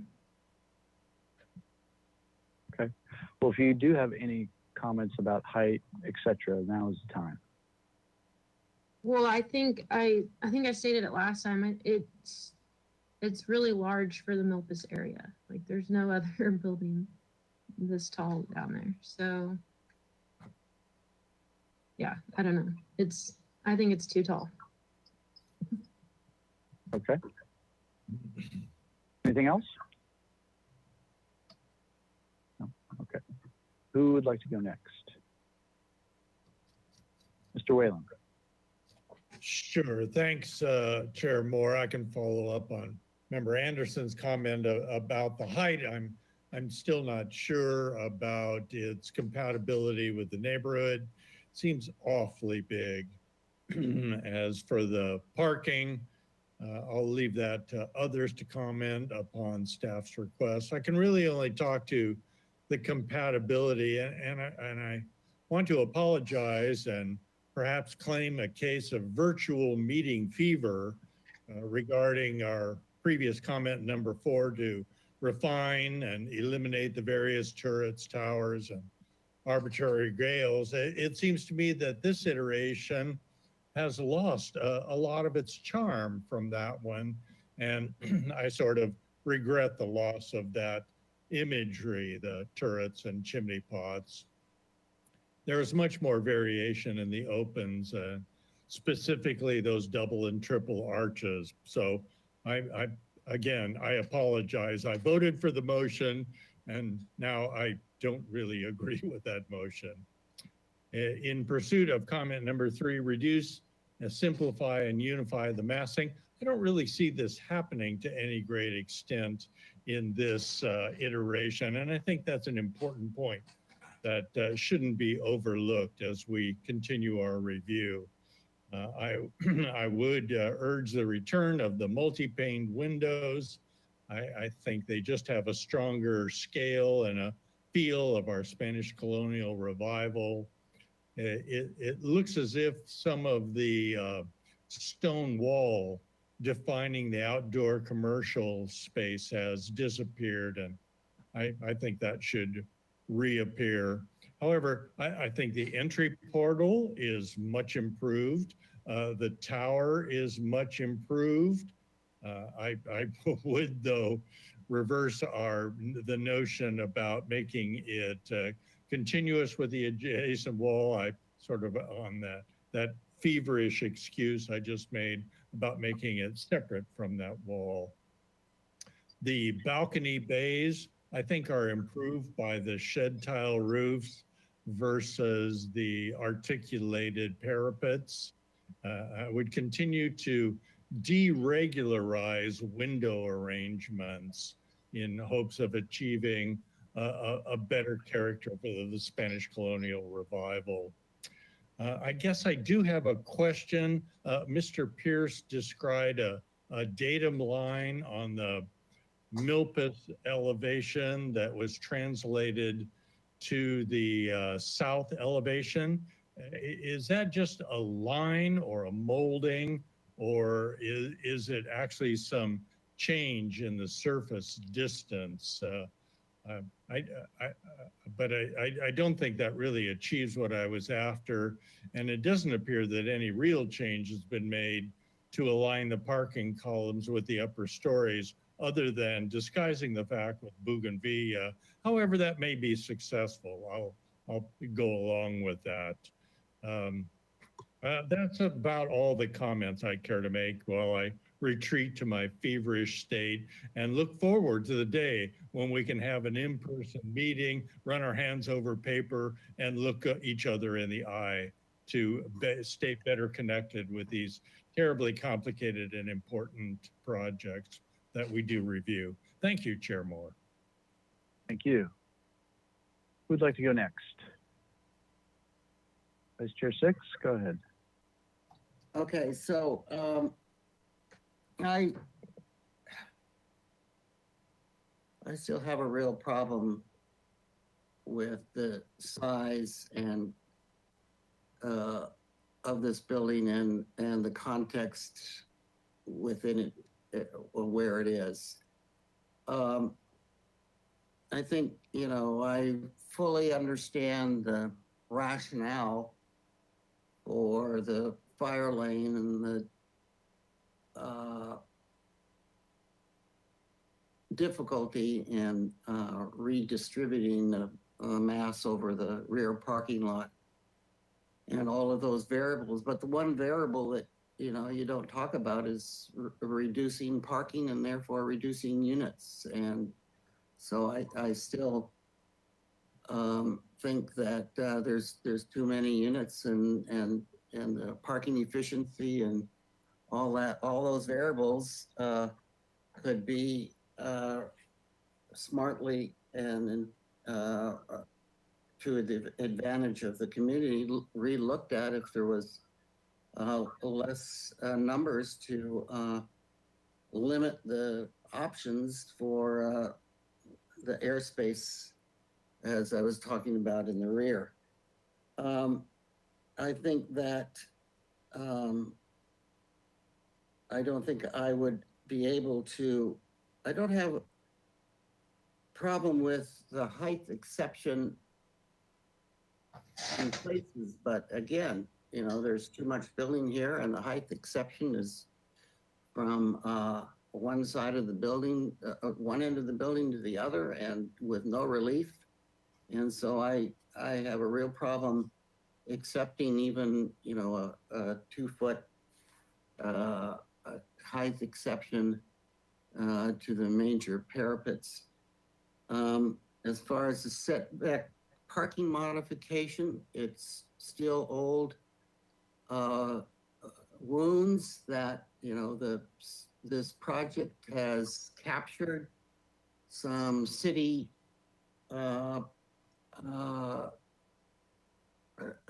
city street in order to back up on, and therefore that also gives this owner an opportunity to overbuild this site. So I can't support, for that reason, the setback modifications.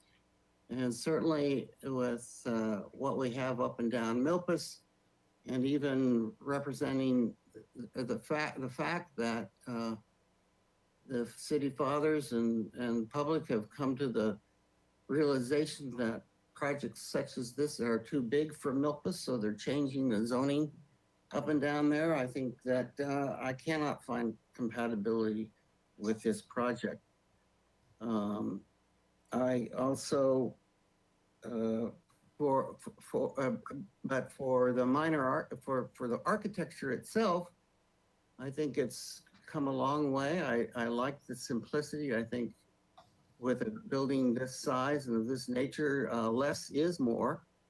And you know, the plainer the building, the less one tends to look up and go, oh wow, that's way above me and high. I think that in discussion about these 5x5 windows, I would hope that the applicant could look at a, not a spandrel glass below the sill, but a extra wide recessed sash or opaque panel that's recessed back with the glass, with the face of the frame, so that the inside you wouldn't have to lower your sill height, your sill height, but you could lower the apparent sill height on the exterior and get those proportions back to a more comfortable traditional feeling. And I think that my last, I think that I'm still disappointed that that, you know, you didn't, I think the applicant's comment was, this is not a village. Well, this is quite a village. And I think that a color change or a little bit more style change on one of the separated buildings would go a far way. So I don't believe that it's gone far enough, in my opinion, and still should be looked at for a differentiated portion of this project to lessen its mass.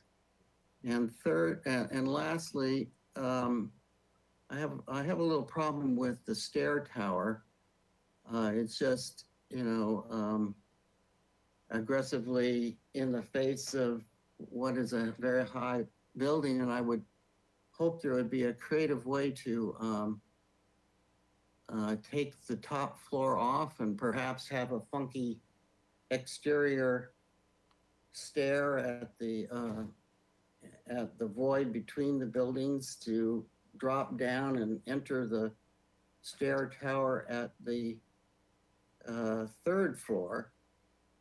And so you could take that whole tower and knock it down to the parapet heights and even slope it further, if you understand what I'm saying.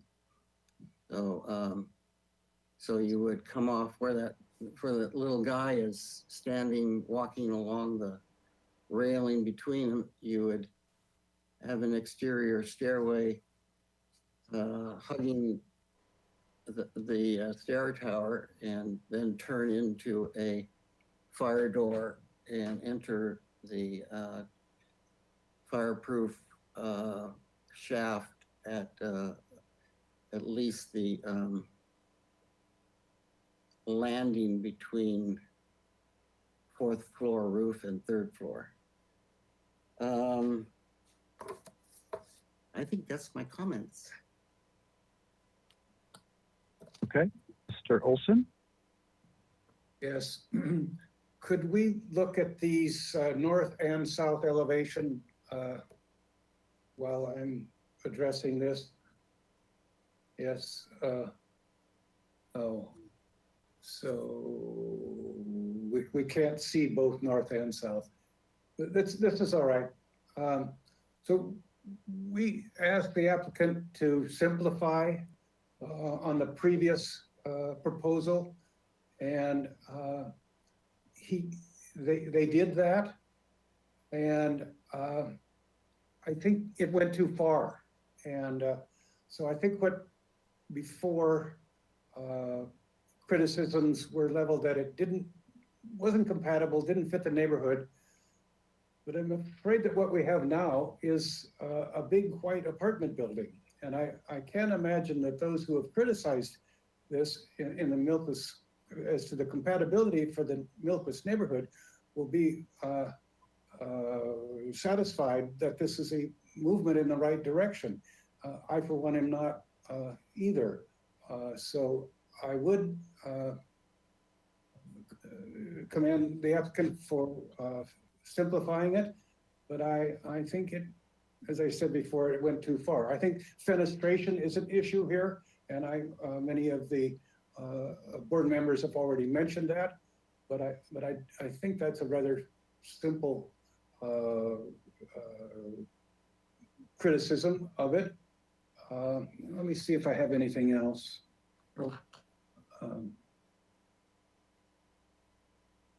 Yes, I think the issue I have here is neighborhood compatibility. It just doesn't seem to fit that in any shape or form. That's all my comments. Okay. Any comments, Mr. Black?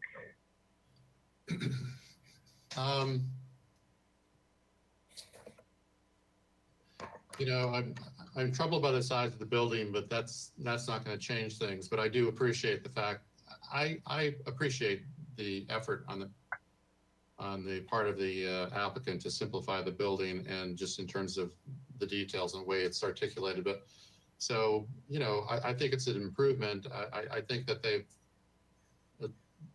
gone a long ways toward addressing the comments as they were listed at the last presentation. So I think that's favorable, but it's a tough one to evaluate, to be honest. And so I think everybody has some positive and legitimate things to say about it, but I have a positive attitude toward it, but I have some concerns about its compatibility in the Milpas corridor, to be perfectly honest. But as it's presented now, I just architecturally, I think they've done an admirable job over what has been presented in the past.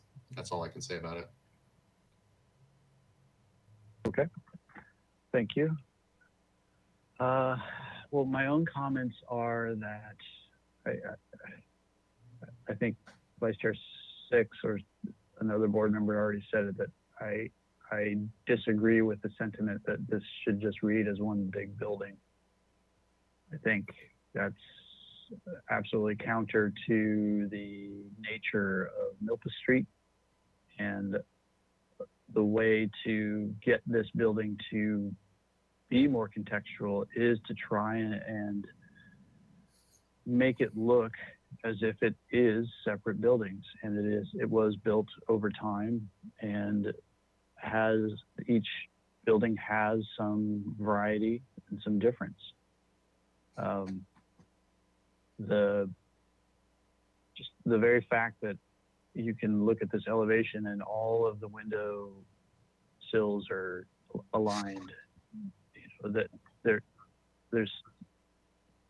there's simple ways to manipulate this that I think could take the general mass that is in front of us now and make it much more contextual and sympathetic to the neighborhood. I think everyone's already mentioned the proportions of the square windows. That just doesn't seem appropriate for this style. It comes off as like this building has been built somewhere else, and they just chose square windows because that was what they could find. I don't mind the height along Milpas Street. I think that's fine. I would like the applicant to really take Vice Chair Six's suggestions and comments about providing alternate roof solutions for the fourth floor to help mitigate the apparent mass. And I understand that, yes, it might create a ridge height that's slightly higher than the parapet, but the visible portion at the eaves is going to be reduced, and we're going to get a little bit more detail and texture on those areas. And I think that's going to help the building read a little bit smaller. So, and I would highly recommend that the applicant look at trying to minimize the use of storefront, like standard storefront, and look at finding products that have a little bit thinner profile. And the same would go for the windows themselves. I think the modification for the parking areas and the setback, I think, you know, it's unfortunate, but I think it's something that I can support. I can support a modification for the height, but I feel that there are opportunities to reduce the overall height, especially in the back portion of the building. There's definitely opportunities to do that. Okay, those are my comments. Anybody have any follow-up comments that they would like to craft a motion out of?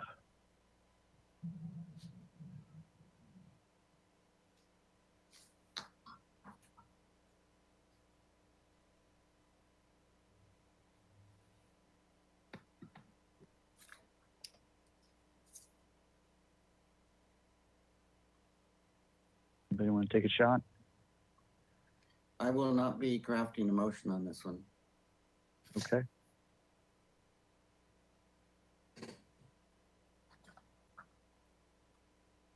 All right, I will give it a shot. So I will make a motion for an indefinite continuance. I believe that's the correct process in this case, with the following comments: that the board is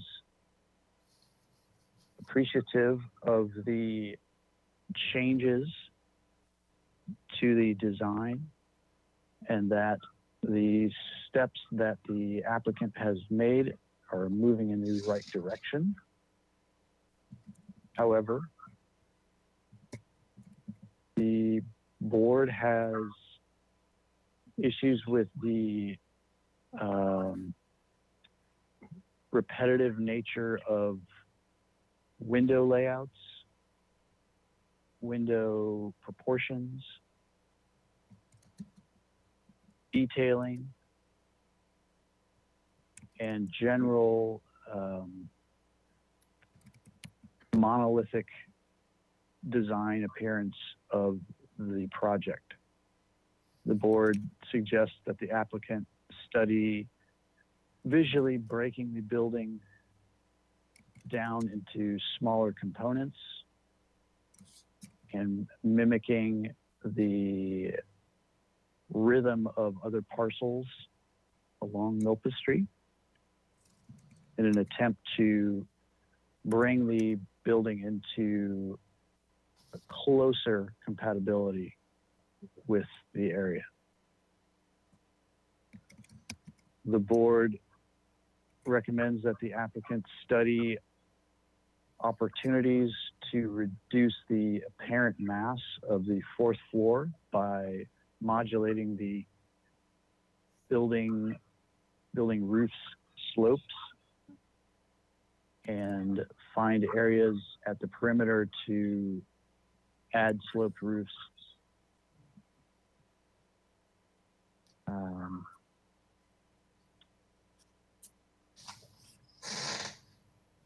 Let's see, what else? The board is generally accepting of the design exceeding the 48-foot height limit. However, as proposed, there are roof areas that are too tall.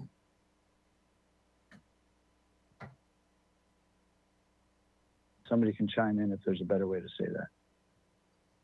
No, I think that's good. Okay.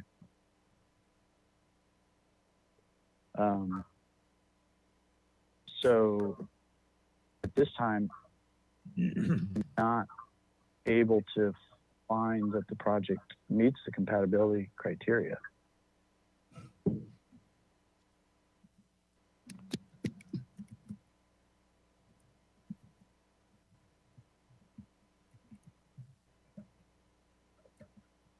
Okay, that is my motion.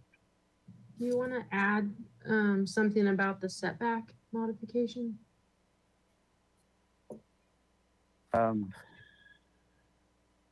Yes, I guess we have to, don't we? The board can accept the setback modification for the proposed parking arrangement.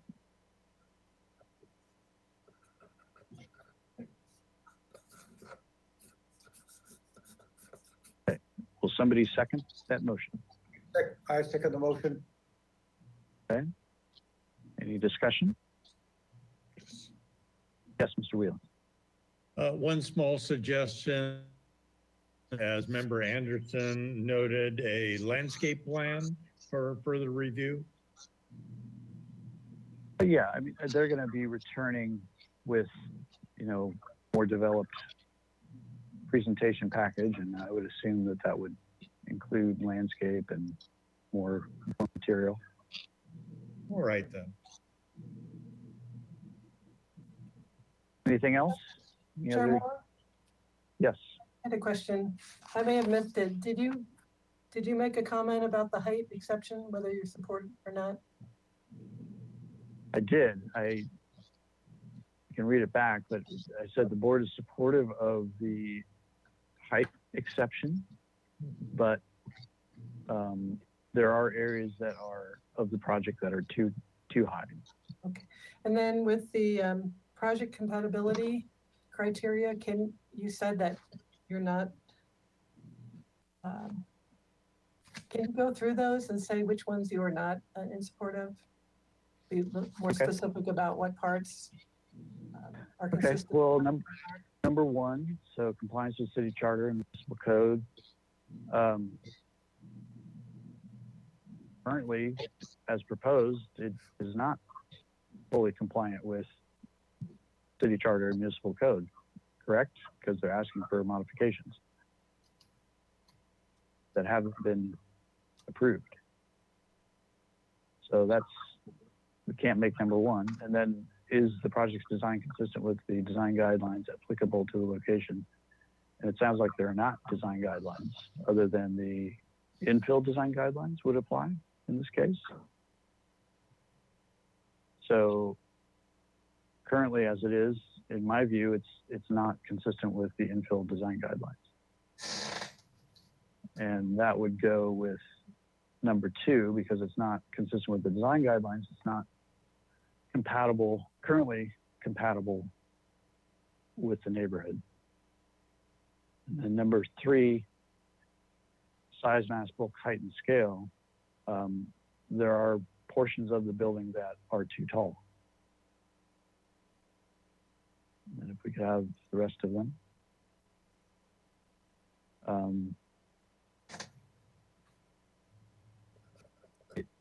Sensitivity to adjacent landmarks and historic resources. Is it far enough away from junior high to avoid that issue? I don't think so. Question. It's not far enough away.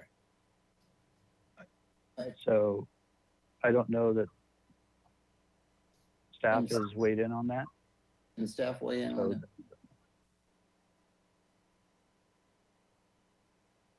And then while we're waiting, number 5, public views of the Ocean Mountains. That's, that I guess it complies with. Use of open space and landscaping. It does have a large amount of open space for the inhabitants. And the landscaping it's conceptual at this point, so it's hard to say if there's enough of that. So, sorry, Ms. Kennedy, come back if you had some input for us. I had input on the first one.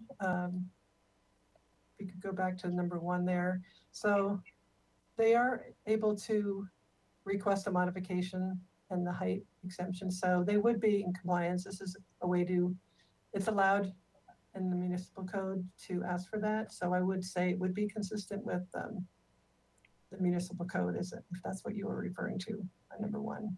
And since you're supportive of the setback modification, it would also be, it would comply with the municipal code, so. But we're not fully happy with the height. So while yes, portions of the project, it's acceptable to exceed the height limit, there are other areas of the project that are, in our opinion, too tall. So hopefully that gives you more specifics. So, Chairman Moore, as to your comment on if we support the height regulation, the height change, it seems to me like it's inconsistent then to say that we feel that is appropriate size mass, both height and scale, even though we're saying part of it is okay, but part of it is not. So I find that inconsistent to support the 50-foot modification. Okay, well, I didn't say that we fully feel, or that we feel the project fully is appropriate in size, mass, bulk, height, and scale because of those height issues.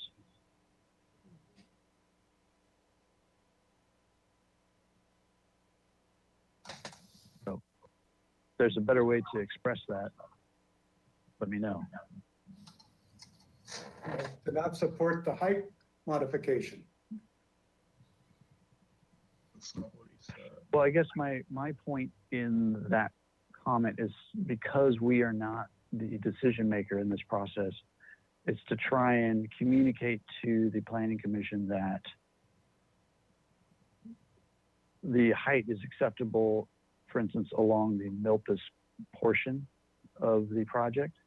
But once it gets back into the rear portion where it really is much taller in areas, that is where I personally have, and I think other board members expressed their comments that those areas were too tall and that there are options, design options available to try and mitigate that.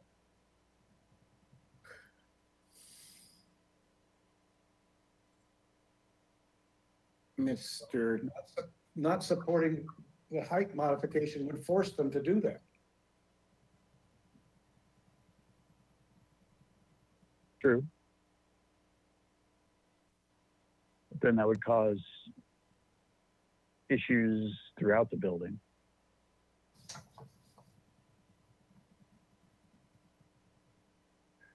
I think, if I may, Chair Moore, that what we're articulating here is that the height exemptions are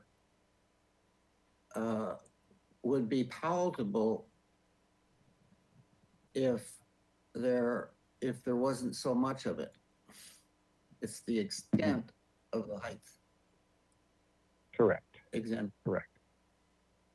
And if I also, Mr. Chair Moore, if I think it would be also helpful to articulate on number 3 that the mass is not appropriate, and I think you had a very articulate path to reduce this is apparent mass. This is not physical mass, the apparent mass, by articulating different colors or, the village approach.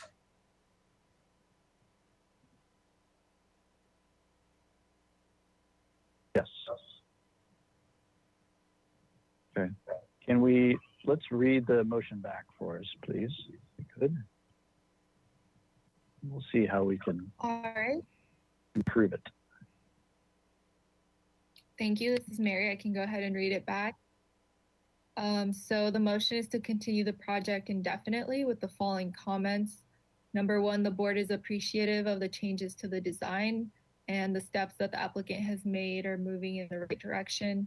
However, the board has issues with the repetitive nature of the window layouts, window proportions, detailing, and general monolithic design appearance of the project. Number 2, the board suggests that the applicant study visually breaking the building the project down into smaller components, mimicking the rhythm of other parcels along Milpa Street to attempt to bring the building into closer compatibility with the area.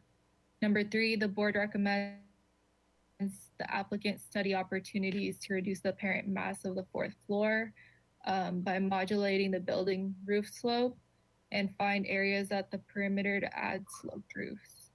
Number 4, the board is generally accepting of the design exceeding the 48-foot height limit. However, as proposed, there are roof areas that are too tall. Number 5, at this time, the board cannot find that the project meets the project compatibility criteria.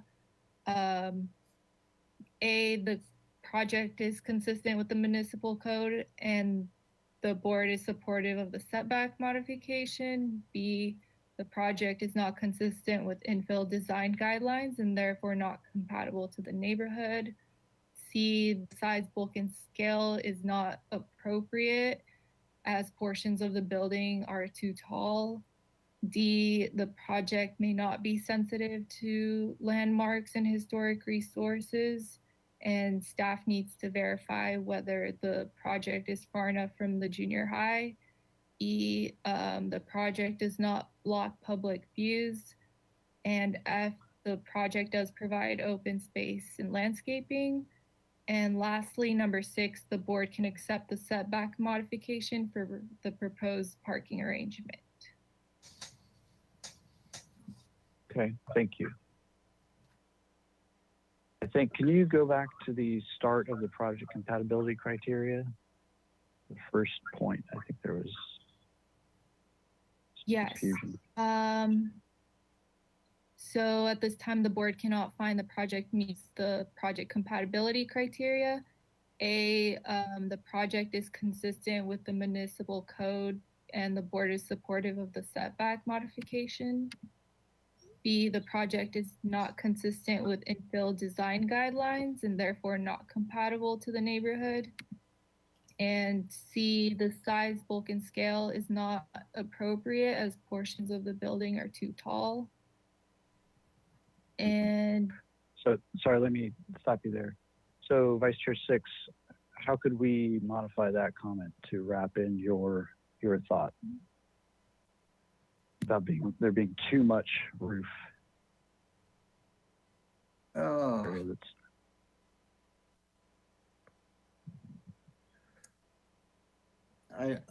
I don't know. I was thinking of something else. Okay. So which language are we talking about? I'm sorry. We're talking about the Number 2? I think we're on number 3. Is that right? yeah, number 3, the size, bulk, and scale is not appropriate as portions of the building are too tall.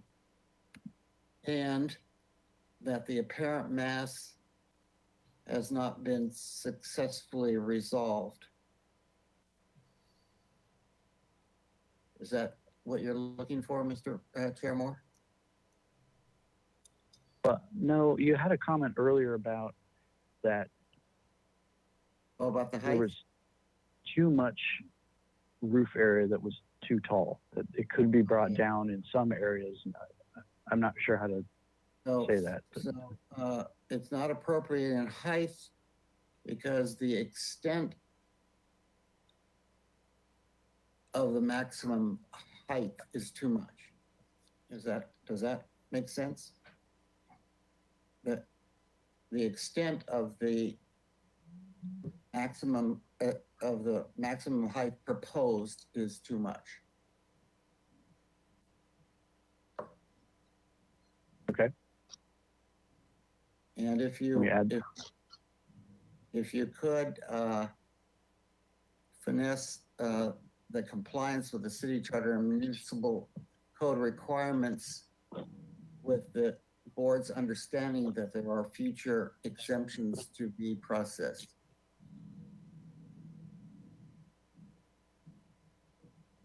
Okay. that worth it?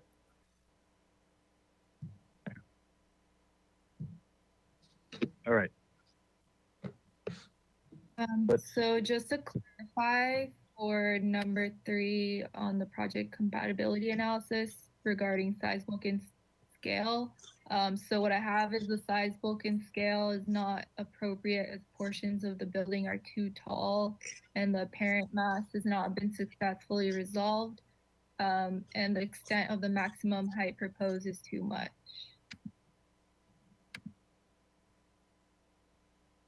Yes, I think that's correct. I'm going to Okay, thank you. withdraw my second.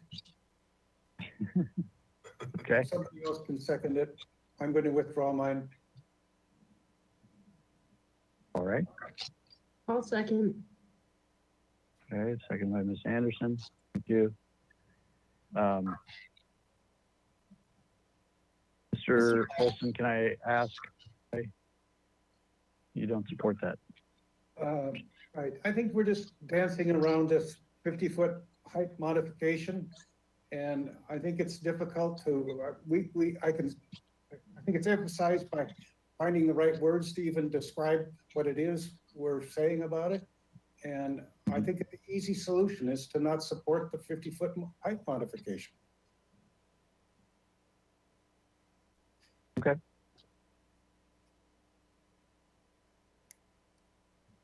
All right, I appreciate that. I can appreciate that. Ms. Kennedy, you had something to say? Yes, I just wanted to make a comment about one of your other comments about the historic resource at the junior high. You had a question about asking staff. So we did that for the previous project, and I just looked back at my notes, talked to the urban historian and said that we didn't need to take that into account. The junior high building was too far away from this to have this project be evaluated in relation to that. Okay, great. So we can change that project compatibility criteria that it is not, I think that's number 4 or 5. Could have slide number 2, please.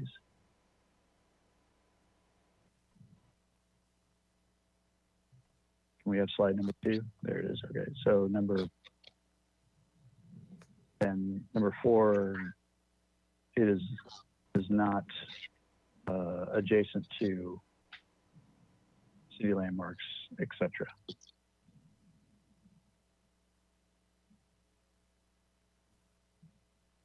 Okay. Any other comments? Usually, before we vote, and I'm going to vote no, I want you all to know why. Number 1, I think that the motion supports the setback modification for the parking. I think that this was a very unfortunate circumstance and leads to the inappropriate massing of this building. And number 2, kind of a different tack. I think that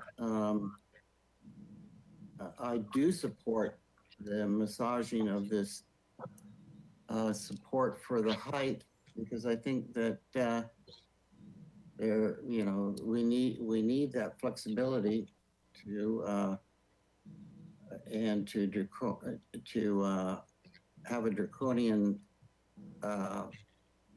rejection of those exemptions would be not helpful.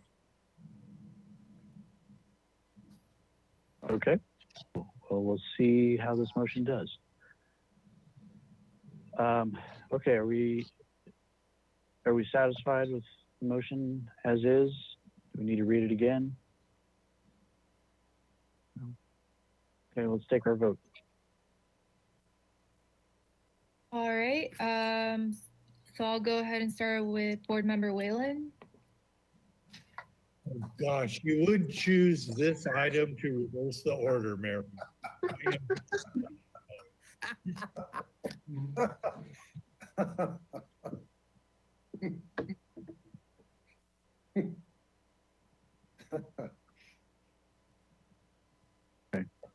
we get a vote?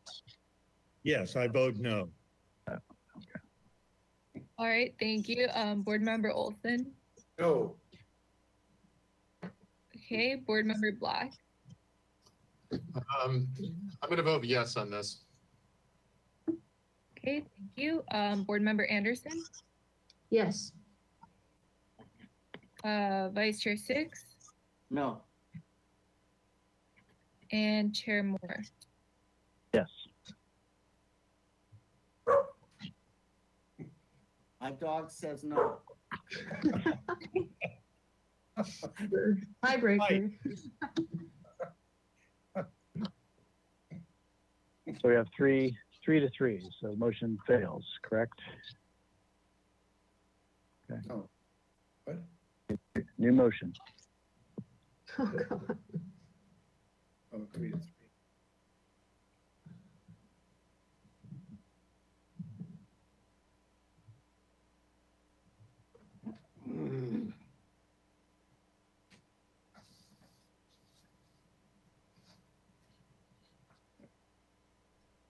So somebody can take I don't take know the whether- previous motion and modify it if they'd like, or they can start fresh.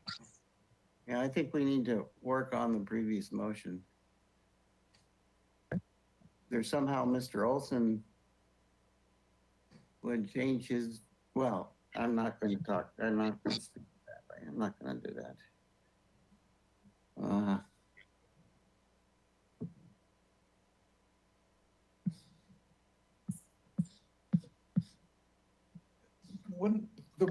The reason that I can vote no for this is that we have many times on this board lamented being able to, the prospect of being able to minimize projects.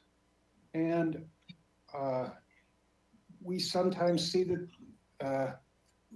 the oversizing of buildings in neighborhoods are detrimental to the neighborhood and opposed by the inhabitants of the neighborhood. So here we're aiding and abetting it. This is a time that we have to, a way that we are able to support or not support the enlargements of the neighborhood. So I think this, by voting against it, it's a way for us to exercise the power that we don't have in many cases, and will soon, because of impending legislation, will have less power about doing such things. And so here's a chance that we have, and the 50-foot modification is an example of that. We okay the height limit, the modification, and on one side of our mouth, and on the other side we say we're really concerned about the overburdening of these neighborhoods. Yes, thanks. I have an idea. If I think there's enough concern and about mass, bulk, and scale and compatibility here, and that the building is not ready for compatibility. If the maker of the motion would also, and I don't know whether, if the maker of the motion would also change it to the same motion, but not support the setback modification, I could vote yes. I think that's the only thing that's staying and that's in my way. And let the powers that be and planning commission and those more appropriate to evaluate that, duke it out.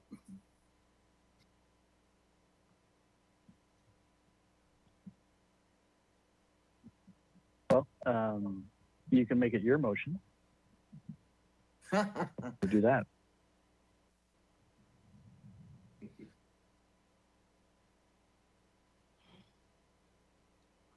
Okay, I'll make the same motion.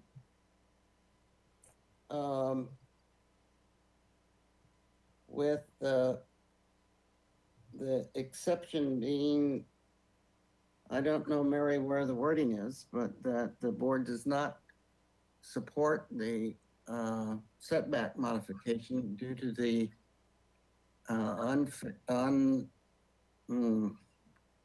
due to the way it results in an overbuilt project.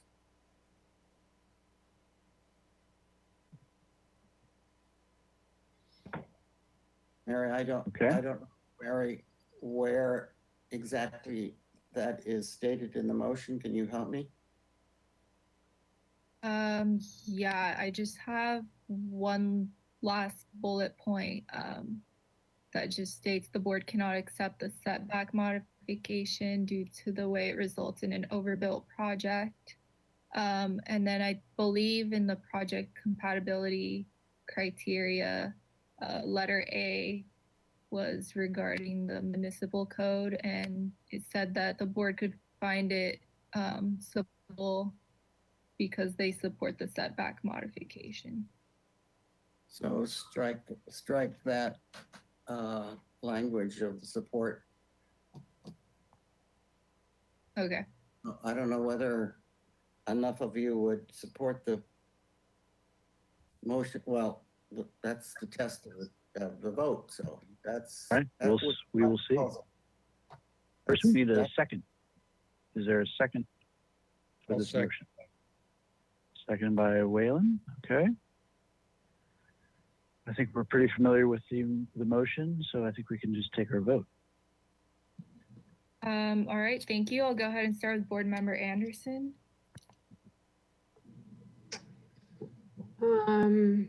Yes. All right, thank you. Board Member Black. I'll go along with this one too. Yes. Okay, Board Member Olson. No. Board Member Whalen. Yes. Vice Chair Six. Yes. And Chair Moore. No. Okay, the motion carries. Thank you. All right. I love politics. Okay. Well, thank you very much. And I believe that is our last item. And is it for the evening. So I will adjourn this meeting for June 1st of the Architectural Board Review. Everyone have a good night. Thank you.